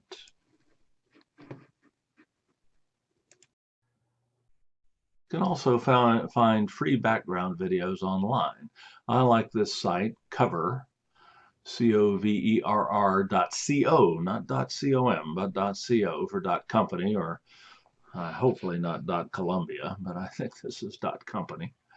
And here are numerous free video backgrounds that you can try out and then just download for free and import into your Zoom sessions. And that's about all there is to it. The key, of course, is having a decent, fairly featureless background, or better yet, a green screen. Have fun with that. All right. So very simple process. It works sometimes. Again, what's actually physically behind you has a lot to do with it. If you have like a beige wall that's more or less featureless, it's going to work quite well. Or you can just hang a sheet behind you. If it's not too wrinkled, that'll work pretty well. If it's a busy background with a lot of objects or with different colors, it's not going to work very well. And there's an option to tell Zoom that you do have a green screen or not, which will cause it to work better or worse under different circumstances. If you have a green screen, it'll work a lot better.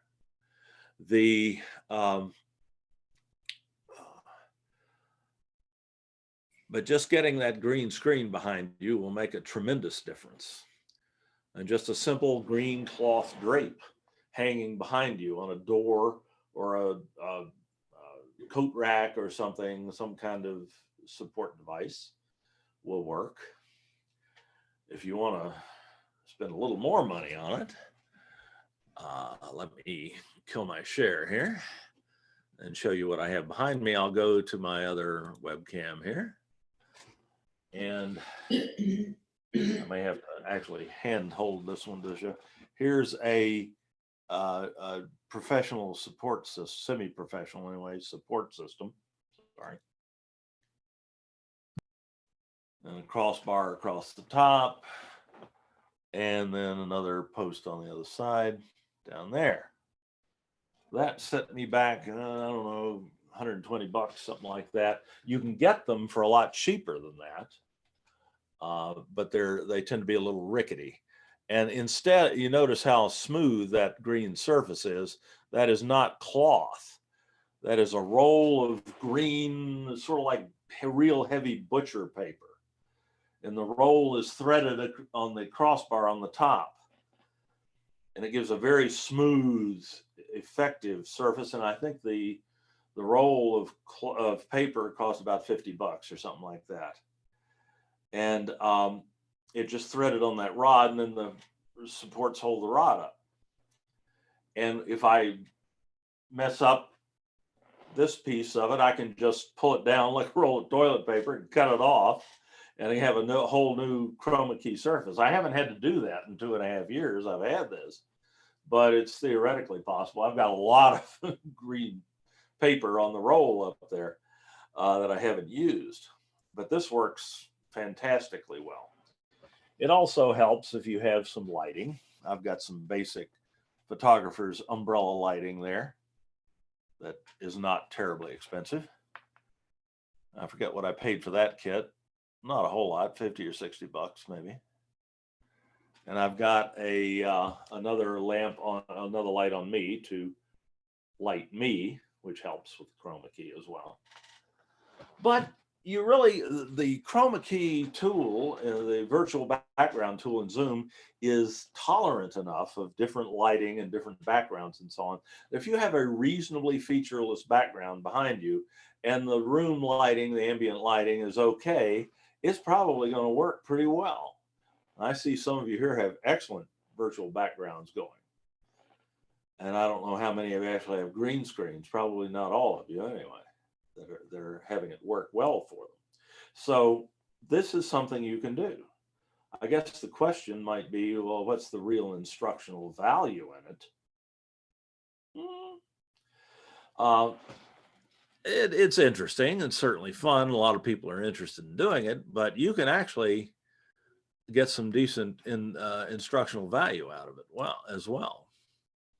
Let me go back to my main webcam here and point it up a little bit. Your virtual backgrounds don't have to be pretty pictures or little video loops. They could be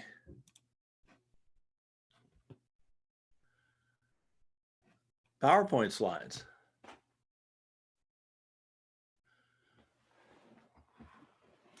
If I get my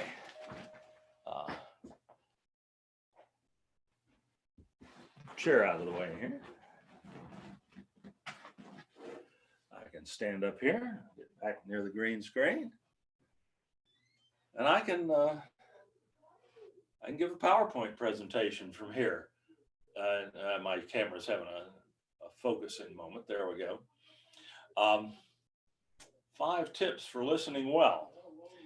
If I had a remote mouse in my hand, I wouldn't have to walk back and forth like this, but then I could switch to another picture of another PowerPoint slide. And I'm seeing myself on the video, so I'm actually doing this chroma key live. So I could enjoin you to, when you sit down to listen, be physically and mentally prepared. Actually, I'm having a little bit of trouble reading that from across the room, unfortunately. Let me get this out of the way. Oh, this is easier if you're younger. Yeah, now I can see it better.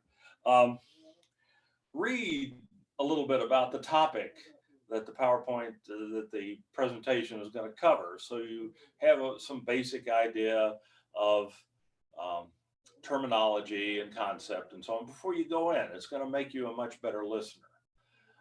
Try not to show up and get lost in the first 5 minutes of the presentation and just zone out. Now I can go to the next one. Next slide. If I have somebody changing the slides for me, it's easier, but not necessary. be quiet. You listen a lot better when you're not running your mouth. You do want to speak up when it's necessary, but you want to be listening a lot more than you're speaking. And when you do speak, you're much more likely to be listened to in that circumstance. And I have no idea what a good aura is. And I can of course, I can interact with these things. I could, if I had a diagram up here, I could actually point to a section in the diagram and point out a feature or an image, part of an image, and an anatomy diagram, for instance. I could point to the different organs in the diagram and so on. I can interact with that in real time, and all of this is being recorded by Zoom and in quite good quality. So you can produce a very sophisticated looking presentation, again, very cheaply and easily. So that's a neat trick you can do with Chroma Key in Zoom, because you can put any sort of still image behind there. What you can't do in Zoom yet, at any rate, is put yourself in front of a more extensive video, one that has, you know, that lasts several minutes and has a variety of scenes and so on. That's so-called live Chroma Key, like you see in movies or on the evening news on TV, when somebody seems to be driving a car and you know, they've got the looking out the back window and you can see the world going by and so on. But in fact, there's a green screen back there and they're keying the video of the countryside going by onto that and so on. Those very sophisticated live Chroma Key techniques are beyond Zoom at this point in time. There is something I'll just mention, something I'm starting to play with that I've had recommended to me by some other folks who have mentioned who are video enthusiasts, and it's a piece of software that is free to download. Let me see, I have that here somewhere.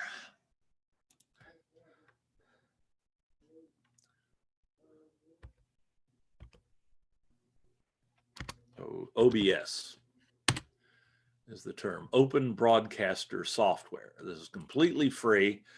It runs on both Windows, Mac, runs on all major operating systems, Windows, Mac, and Linux. And it is a software video studio that has Chroma Key capability and reputedly allows you to record live or stream live Chroma Key type presentations, like the weather person, excuse me, on TV. You know, the weather person on TV is not standing in front of a weather map. They're standing in front of a green screen and they're looking off the side and they see themselves in front of an image of a weather map or an animated weather map, and they point to things and so on. That's quite challenging to do, I might add. It's easier to do what I was just doing in Zoom, but you can, this apparently has that capability. I'm just getting started playing with it. I'll maybe do a session about this at some point in the future if I can master it for video geeks. But it is a fascinating possibility. Again, Open Broadcast, OBS Studio, Open Broadcast Studio. Just Google that if you're a video enthusiast and want to tinker with it. It looks like it has some real capability. All right. Dave, I have a question. Absolutely.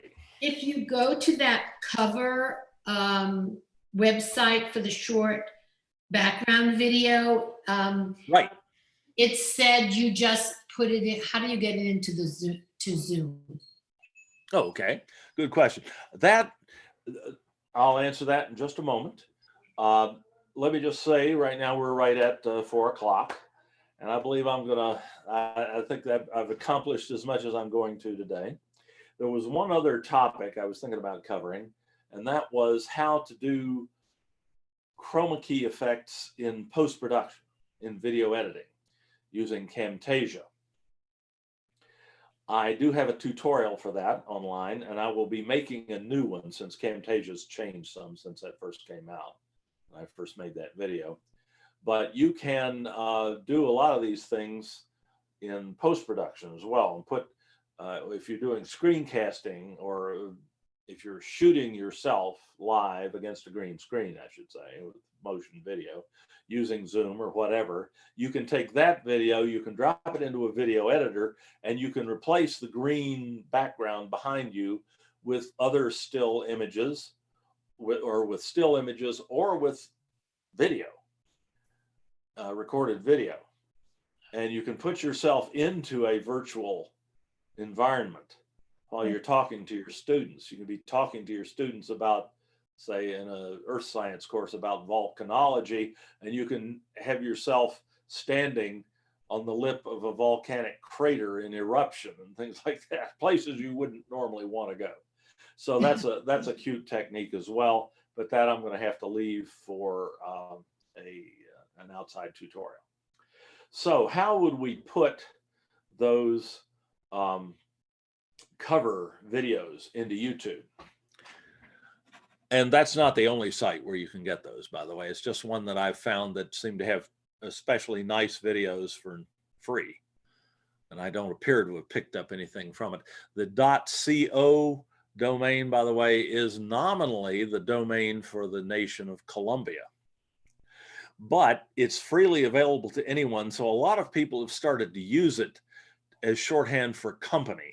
And this, I believe this website is not based in Colombia, but is in fact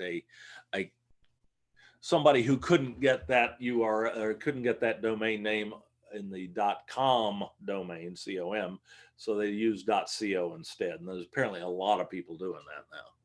But let's pull up cover. C-O-V-R-R.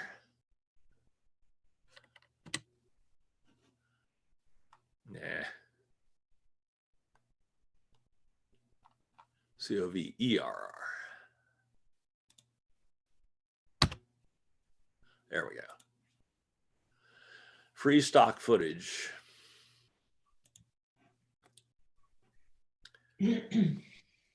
And I just searched for Zoom backgrounds. And there they are. Free Zoom background videos. I like this one of the river. I'll take that one. I just click on it and bring it up so I can view it. And if I like it, I download it for free. I had to, they asked me to give them my email, but you notice you get the video anyway, so you don't have to give them the email. Down by the river, that's interesting. I'll put that in my videos folder just so I can find it again. My videos library on the computer. And there it is, it's downloaded. It's just a short MP4 video that is set to loop, that is play over and over and over and over again. So to get that into Zoom, now that's what I have a hard time showing you, because you, unless I'm missing my guess, you're not seeing my video settings window, are you? No. So let me record this another way. We are seeing it. Oh, you are seeing it. Geez. Sometimes that works, sometimes it doesn't. Great, thank you for the feedback. So you can see what I'm about to do then. I just add the image or video, clicking on this little plus sign here. I have to be in my virtual background tool, of course. Add video instead of add image. I go and find the video, and that one was down by the river. Let's see, down by the river. There we go. Click open, and that appears in Zoom. Cool. All there is to it. And now you're seeing it behind me. Mm-hmm. How did you Right. put the PowerPoint? I'm sorry? How did you put the PowerPoint? How did I put the PowerPoint behind me? Yes. All right. Very similar. But any questions about the video? Does that make sense? Okay, good. Now, I got the PowerPoint slides by opening up PowerPoint. Get this out of the way. That I know you can see. I just opened up a PowerPoint presentation that I downloaded as a sample years ago. This is like a 4-slide presentation that I use when I'm illustrating how to record a narration for a PowerPoint presentation. And so I brought up the presentation in PowerPoint, and I did a File, Save As.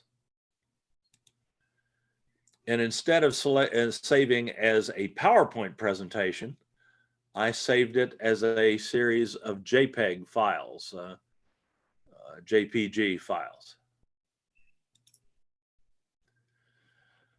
I had to put it somewhere where I could find it, so I made a folder for it in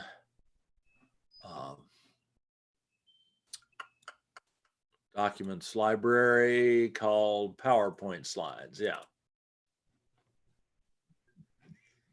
And I just saved them. It then asked me, do you want to save just the one slide that you're looking at now or all of the slides in the presentation? I was just about to ask that. Do you have to have a separate JPEG for each slide, or does it do the whole thing? Thank you. Yes.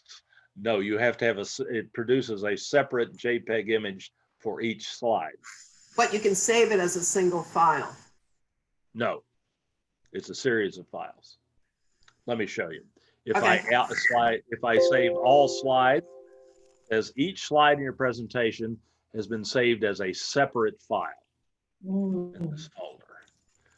And then, yeah, that would be convenient, but no chance.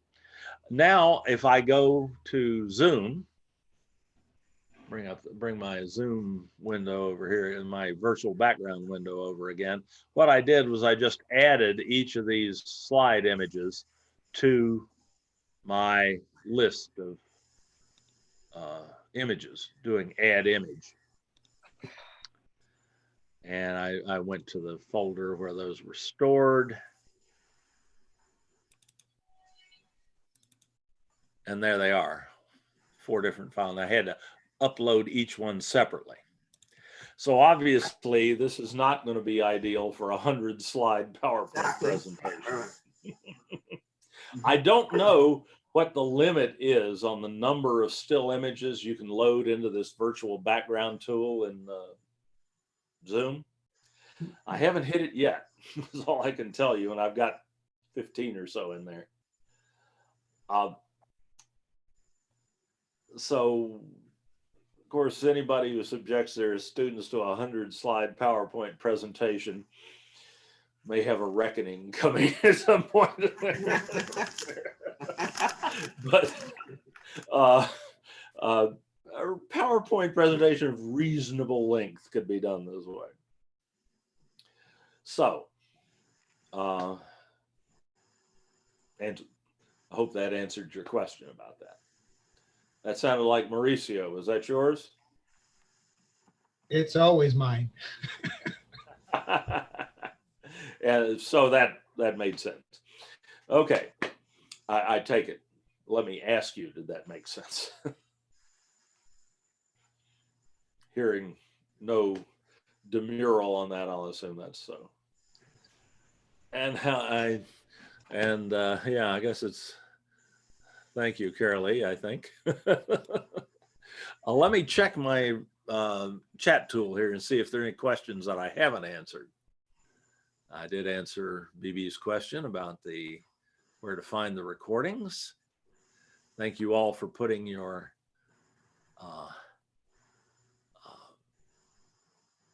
names and email addresses in there.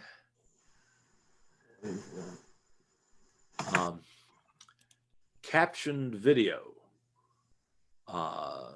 had that question. what was that specifically about? If the person who asked that is still here. I think you answered that already. Because Okay. you talked about it. It just, I was too soon. Sorry. Yeah, it would be nice to have live captions in this Zoom session. And CCC Confer used to offer that service if you gave them 5 days notice. Oh, okay. But they've run out of money for it, which I strongly suspected they would when everybody went online. So they're not offering that service anymore. There is some hope along those lines, though. Zoom has partnered with a company called Otter, like the critters that you might find swimming in that river behind me there. The company is has a wonderful speech to text tool that operates in real time. It can take real time speech and convert it to text. And Zoom has created an integration with that tool that effectively gives you real time captioning on a Zoom meeting. It's not perfect, but it's pretty darn good. And certainly a whole lot better than not having any live captioning at all. There's just one problem, and you can probably imagine what it is. It ain't free. It's apparently quite pricey. And I have no idea if CCC Confer is even considering providing that service to everybody in the California community colleges. It would probably, I suspect it might be very expensive to do so, and everybody's budgets are being hammered, so I wouldn't hold my breath, but at least the technology exists.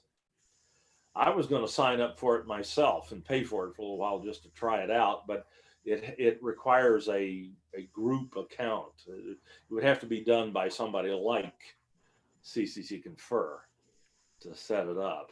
And I don't know that that will ever happen, but that's at least the technology does exist to provide automatic live captioning without the intermediacy of a live, person actually transcribing live using a 12-key machine, a court reporter's type transcription. So can one embed YouTube videos into PowerPoint? Oh, heck yeah. Oh, totally. That was a good question. Let me just make let me get out of this one. I don't want to mess up my little sample presentation here.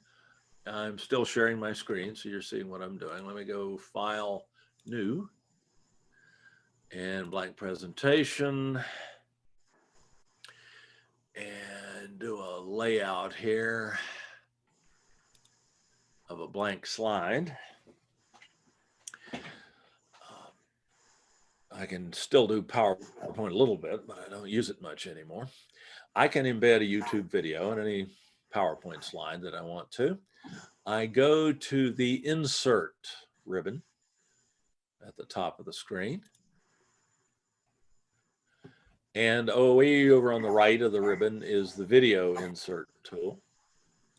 Click on that, and you can insert an online video, i.e. a YouTube video, or any online video. It doesn't have to be on YouTube. This works great for you, works better for YouTube videos than anything else, but it works fine for other video sites as well. Now I just have to go to YouTube and find a video that I want to use. There, I've got YouTube up there. Let's see, I'll get out of that. Here's YouTube. I can go get that video. I made that exceptionally ugly video we made earlier. I can get the share URL for that video. And now we're recording. By clicking the share button at the below and to the right of the video and selecting just the link is all I need here. Copy that to the clipboard. And then go back to the PowerPoint presentation. There it is. And just paste that URL into this box here and click Insert.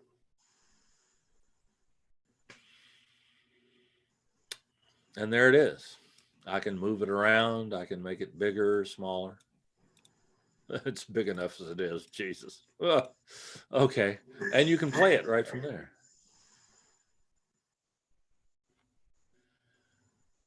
My computer is doing a lot of stuff right now, so it's taking a minute for that to process. There we go. And now we're recording. Good. A caveat here. What I did was embed that video. I didn't actually drop it into the PowerPoint slide, so it is not part of the PowerPoint presentation. So if you do that and you plan to use a YouTube video when you're presenting live off of a laptop, say at a conference, make darn sure you've got internet connectivity, because that video is playing off the internet, not locally. You can insert a video. If you have the video file, you can insert the video from your computer. And then it does become a part of the, it doesn't become a part of the PPT file or PPTX file, but it can be included as long as you have the video file on the same thumb drive, say, that you're using for the PowerPoint presentation. It will work, and you're not dependent on internet connectivity.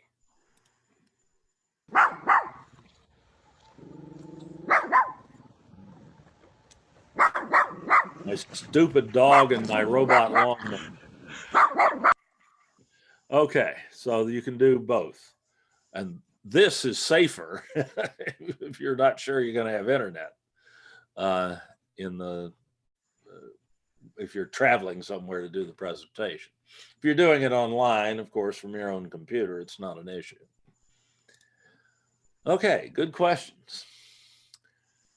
Yes, I know I've been live streaming. I'm fascinated. I wish I had a chance to go and look at it. A matter of fact, I may do that before I shut the thing down today and see that. It's the first time I've really tried that. That's a relatively new feature in Zoom.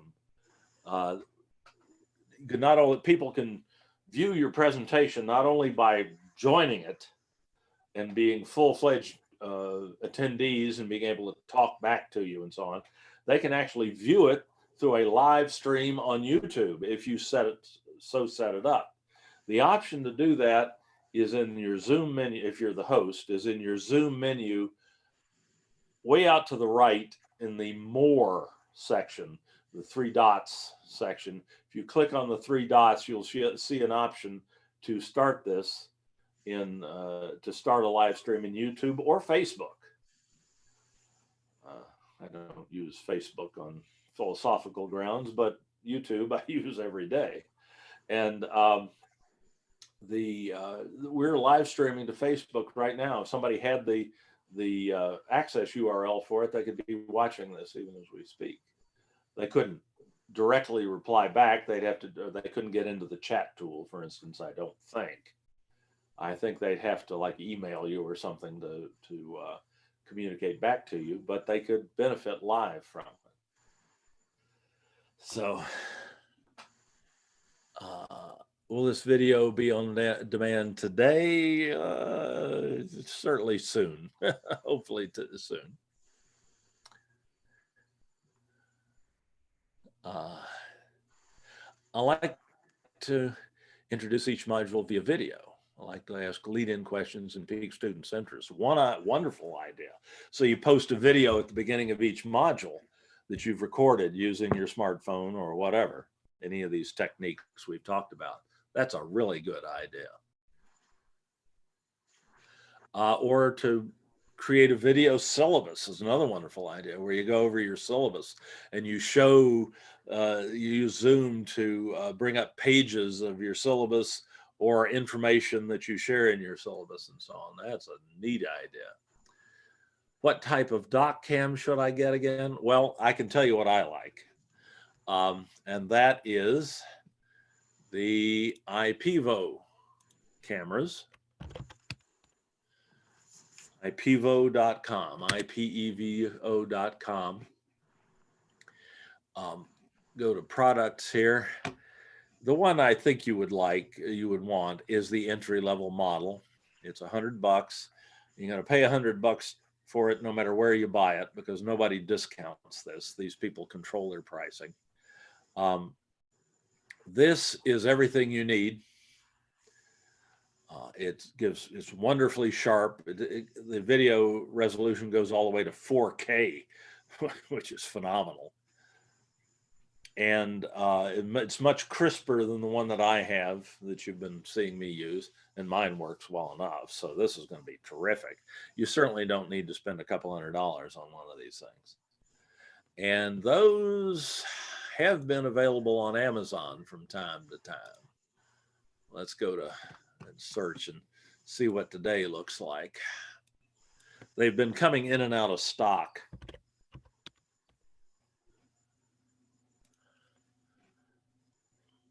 There it is, bestseller, $99, free delivery.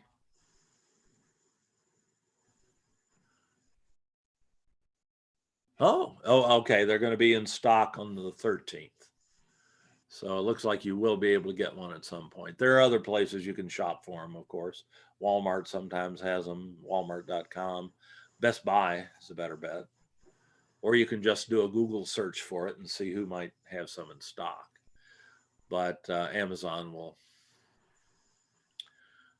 have some sooner or later. And there are other manufacturers as well, though I've heard that some of the others are not so hot. Some are, some aren't.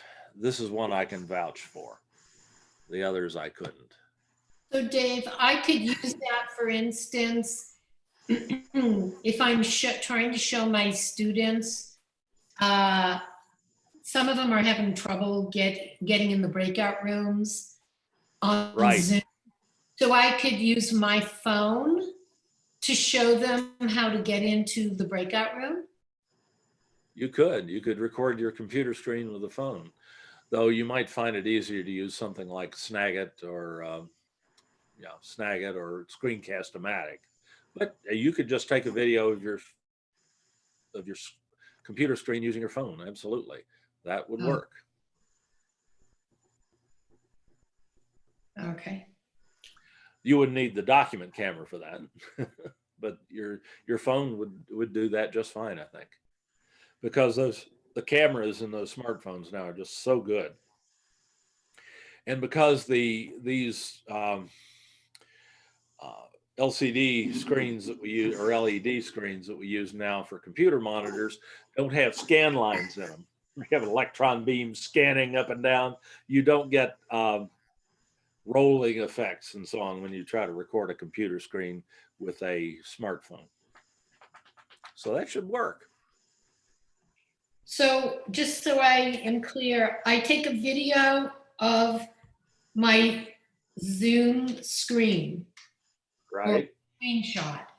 And then I can use the doc cam with my phone that's taken that picture to show them. Is that correct? You could do that. You could also just upload the video from your phone right to YouTube, as I showed earlier. Okay. And the students would have an easier time seeing it. But if you wanted to show it to them live in a session, yeah, that should work. Let's try it. Let's see how well it would work. I'll pull it. Let me kill my screen share for a second. And I can show myself starting the breakout rooms. And I'll go to my phone camera app.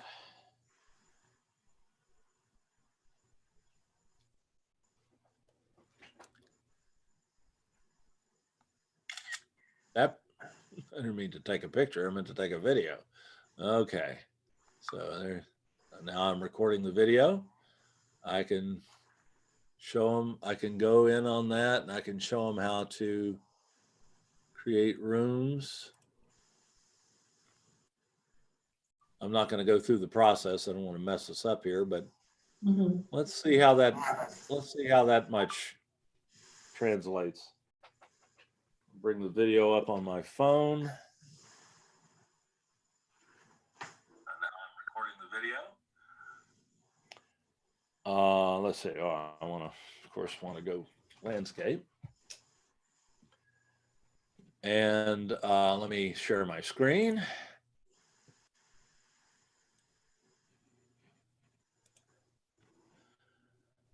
And bring up my visualizer software. Oops.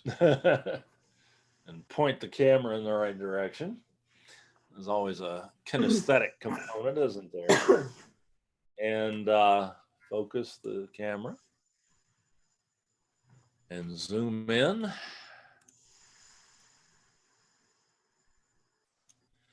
And let's get the resolution as high as we can get it. And this would be sharper on the, whoops, crash the software. That happens sometimes with us. You bring it back up. Got to be patient with technology. I think I said that once today. All right. There we go. Make it bigger. Flip it around to do that each time. Be nice if it remembered that. Zoom in, and again, let's go to the highest possible resolution that this camera is capable of, and then focus it. Maybe zoom in a little further.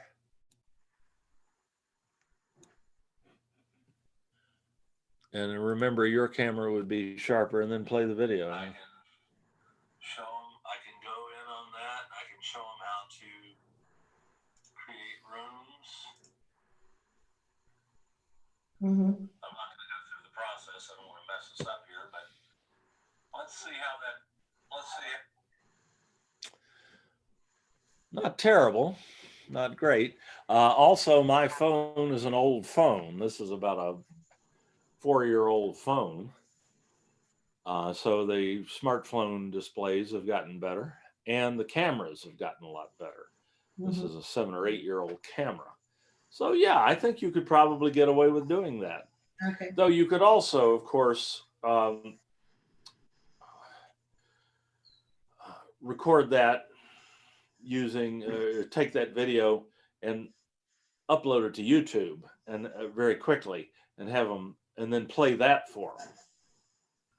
If it were very quick, or you could even record that in advance and play a generic explanation of how to get into their breakout rooms and so on. Okay. But I think this would work ad hoc too pretty well. Interesting idea. It's well worth trying. Thank you.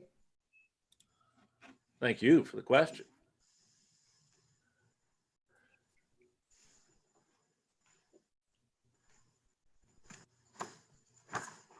Can they see me in the recording? It just depends on how you do the recording. In a Zoom recording, if you turn your video off, no. If you turn your video on, yes, you will be probably visible in the Zoom recording.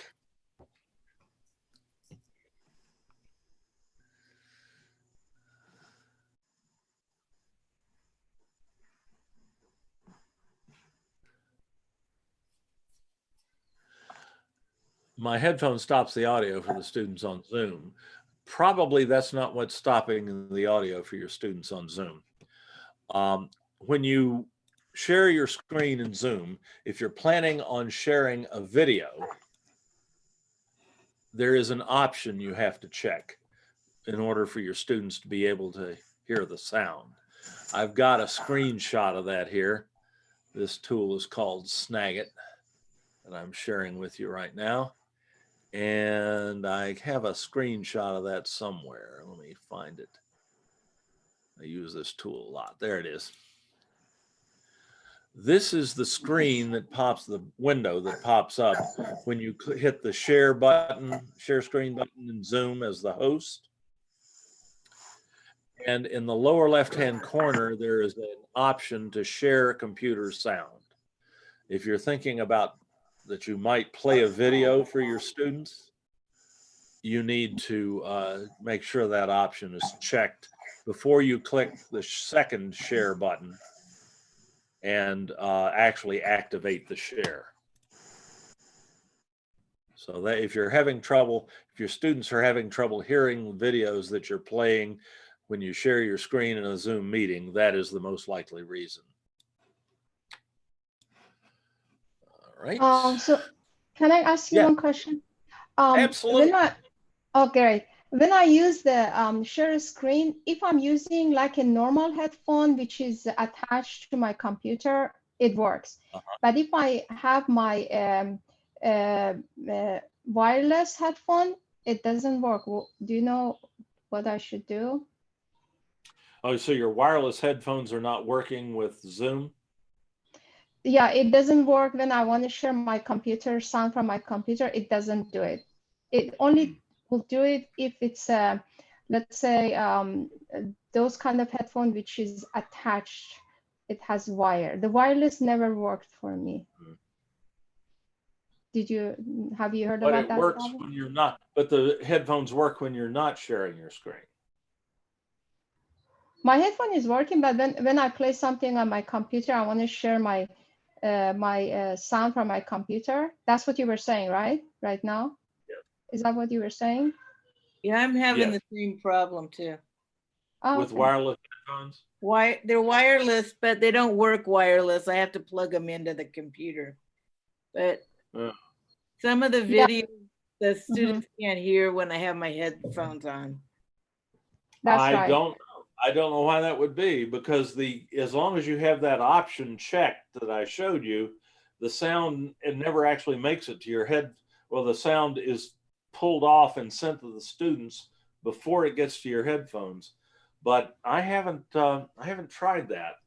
I don't have a set of wireless headphones here. I'll need to check that out though.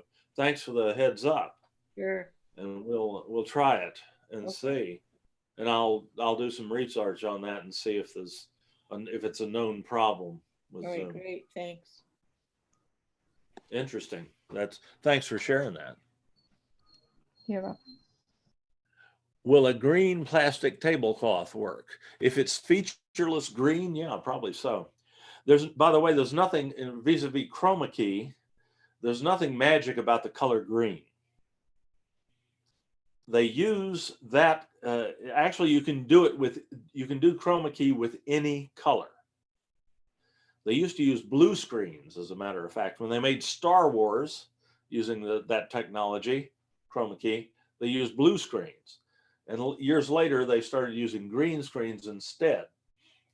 And the reason for that is that if the color of the background appears anywhere else in the video, then that part of the video goes invisible. People with blue eyes, for instance, if you're using a blue screen, and doing chroma key, people with blue eyes have their irises vanish. That's how they get that evil looking effect in horror movies where somebody has these evil eyes. They're doing it by that scene is being chroma keyed and they're keying out the color of the person's eyes. They may be wearing colored contacts that, but that happens to blue-eyed people if you use a blue screen, even if you don't want it to. So they went to that color of green. There are very, very few people have truly green eyes.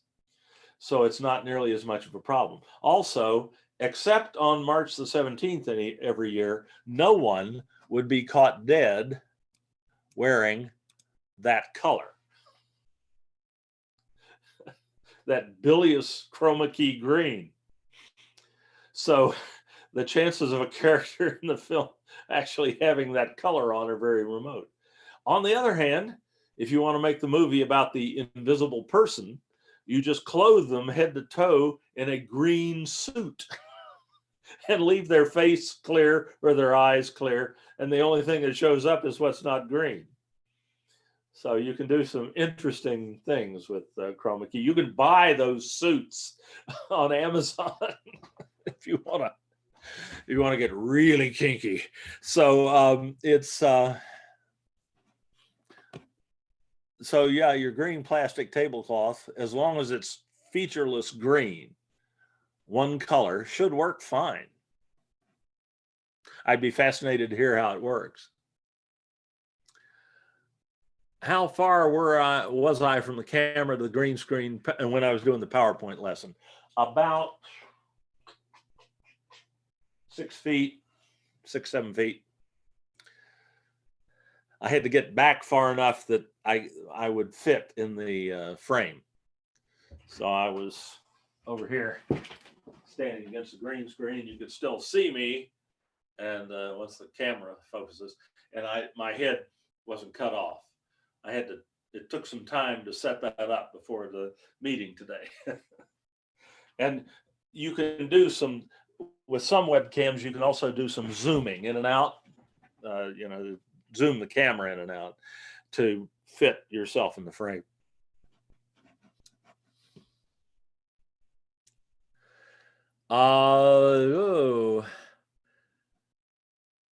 BB, if you're still there, the flex number is a district flex. There's a question about the flex number not showing up on the flex site. It's district flex. And if you don't find it there, let me know and I'll check with Mary Kingsley. She's the one who created that flex number for us. But it won't be your college flex or continuing education flex. That's the district flex number. Have I heard of StreamYard.com? No, I have not. Interesting. I'll look into that.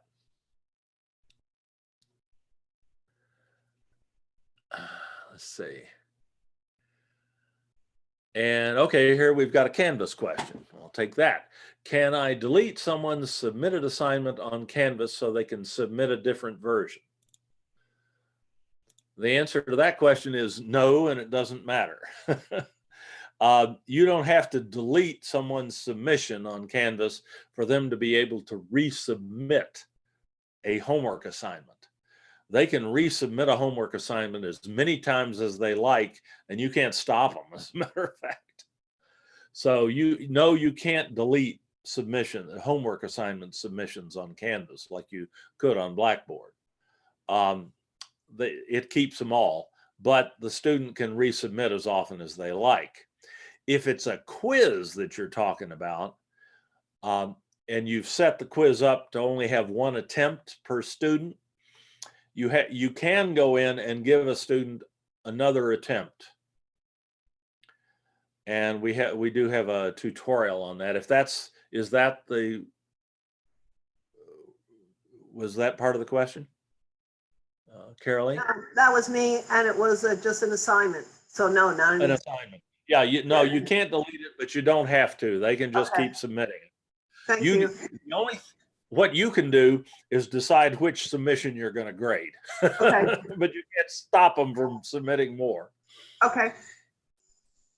Is there any way to prevent students from leaving the exam page once they start taking the exam? No.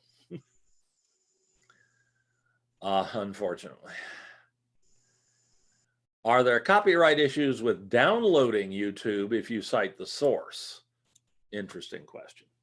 Well, first off, you can't, just using YouTube, download a YouTube video unless it's yours, unless you put it up there. And if you put it up, if you created it and put it up there, you own the copyright. So at that event, no, there's no copyright issue. There are ways that YouTube fights, but they usually lose the fight. There are ways to unceremoniously rip YouTube videos from YouTube and download it as a video file onto your computer. It requires using some slightly shady software or a slightly shady website, the visiting of which could end up with malware on your computer. So it's not something I would do lightly, but it is technically possible to steal somebody's video off YouTube. And I use that verb consciously. It is a violation of it's a violation of YouTube's terms of service to do so, and to make that copy and use it for anything, including educational use, would be a violation of copyright law. So it is a process that can be done, but it's fraught with dangers.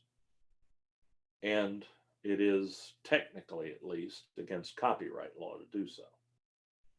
You can always link to the video on YouTube and play it. You can embed it in a Canvas page and share it with your students, and you're fine, because it's still playing off YouTube. You're not making an unauthorized copy of it. It's playing off YouTube. And people put it on YouTube with the express and made it public with the express understanding that they were allowing anybody who wanted to view it. But that doesn't put the video itself in the public domain. That doesn't mean you can download it and use it for your own purposes. That's one thing I'm fairly confident about in copyright law, though I'm not a copyright lawyer by any means. So, yeah, there are copyright issues with doing that.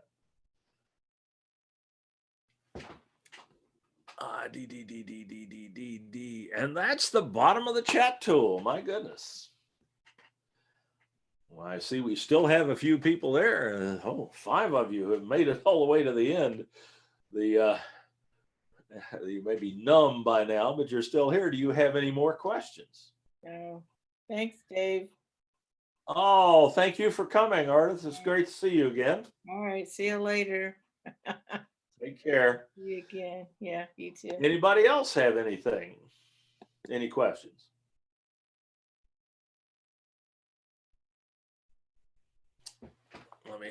Hearing none, I'm going to go ahead and kill my screen share, save my chat, and Dave, I have a last question.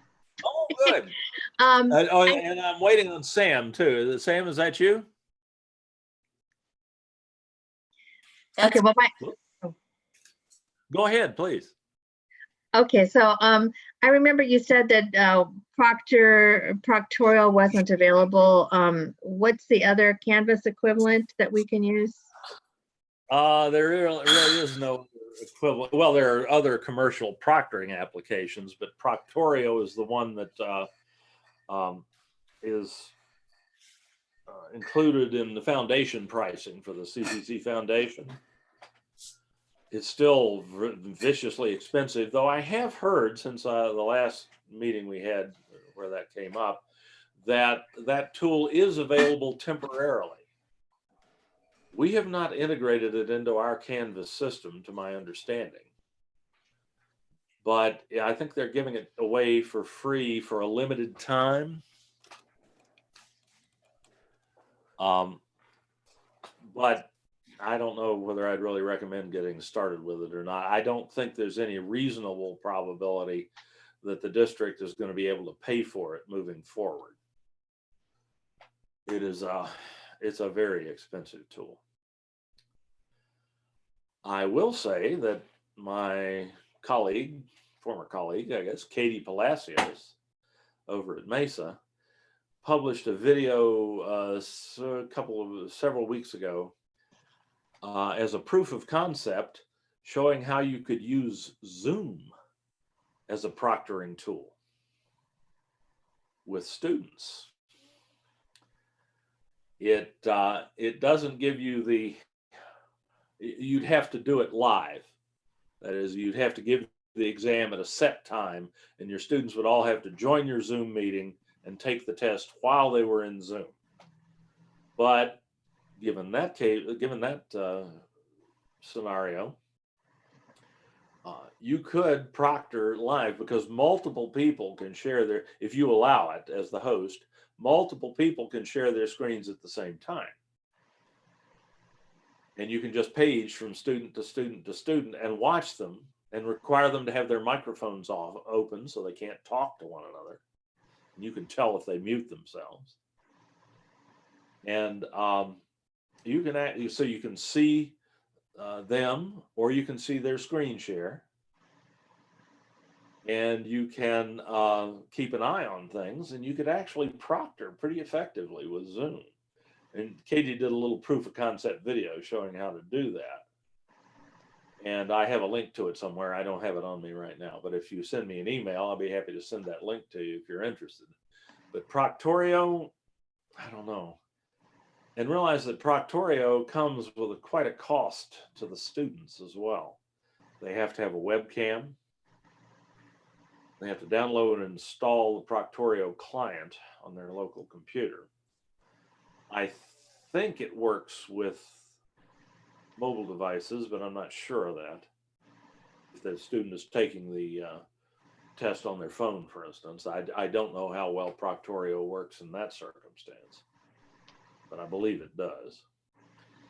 But it's viciously expensive. I don't know that the district is ever really going to be able to afford it or not, but that's way, I don't have a pay grade at the district anymore.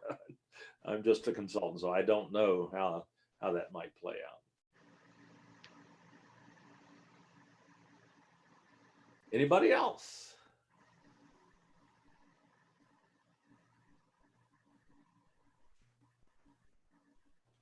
Okay, I'm going to go ahead and stop the recording. And I'm going to stop the YouTube live stream.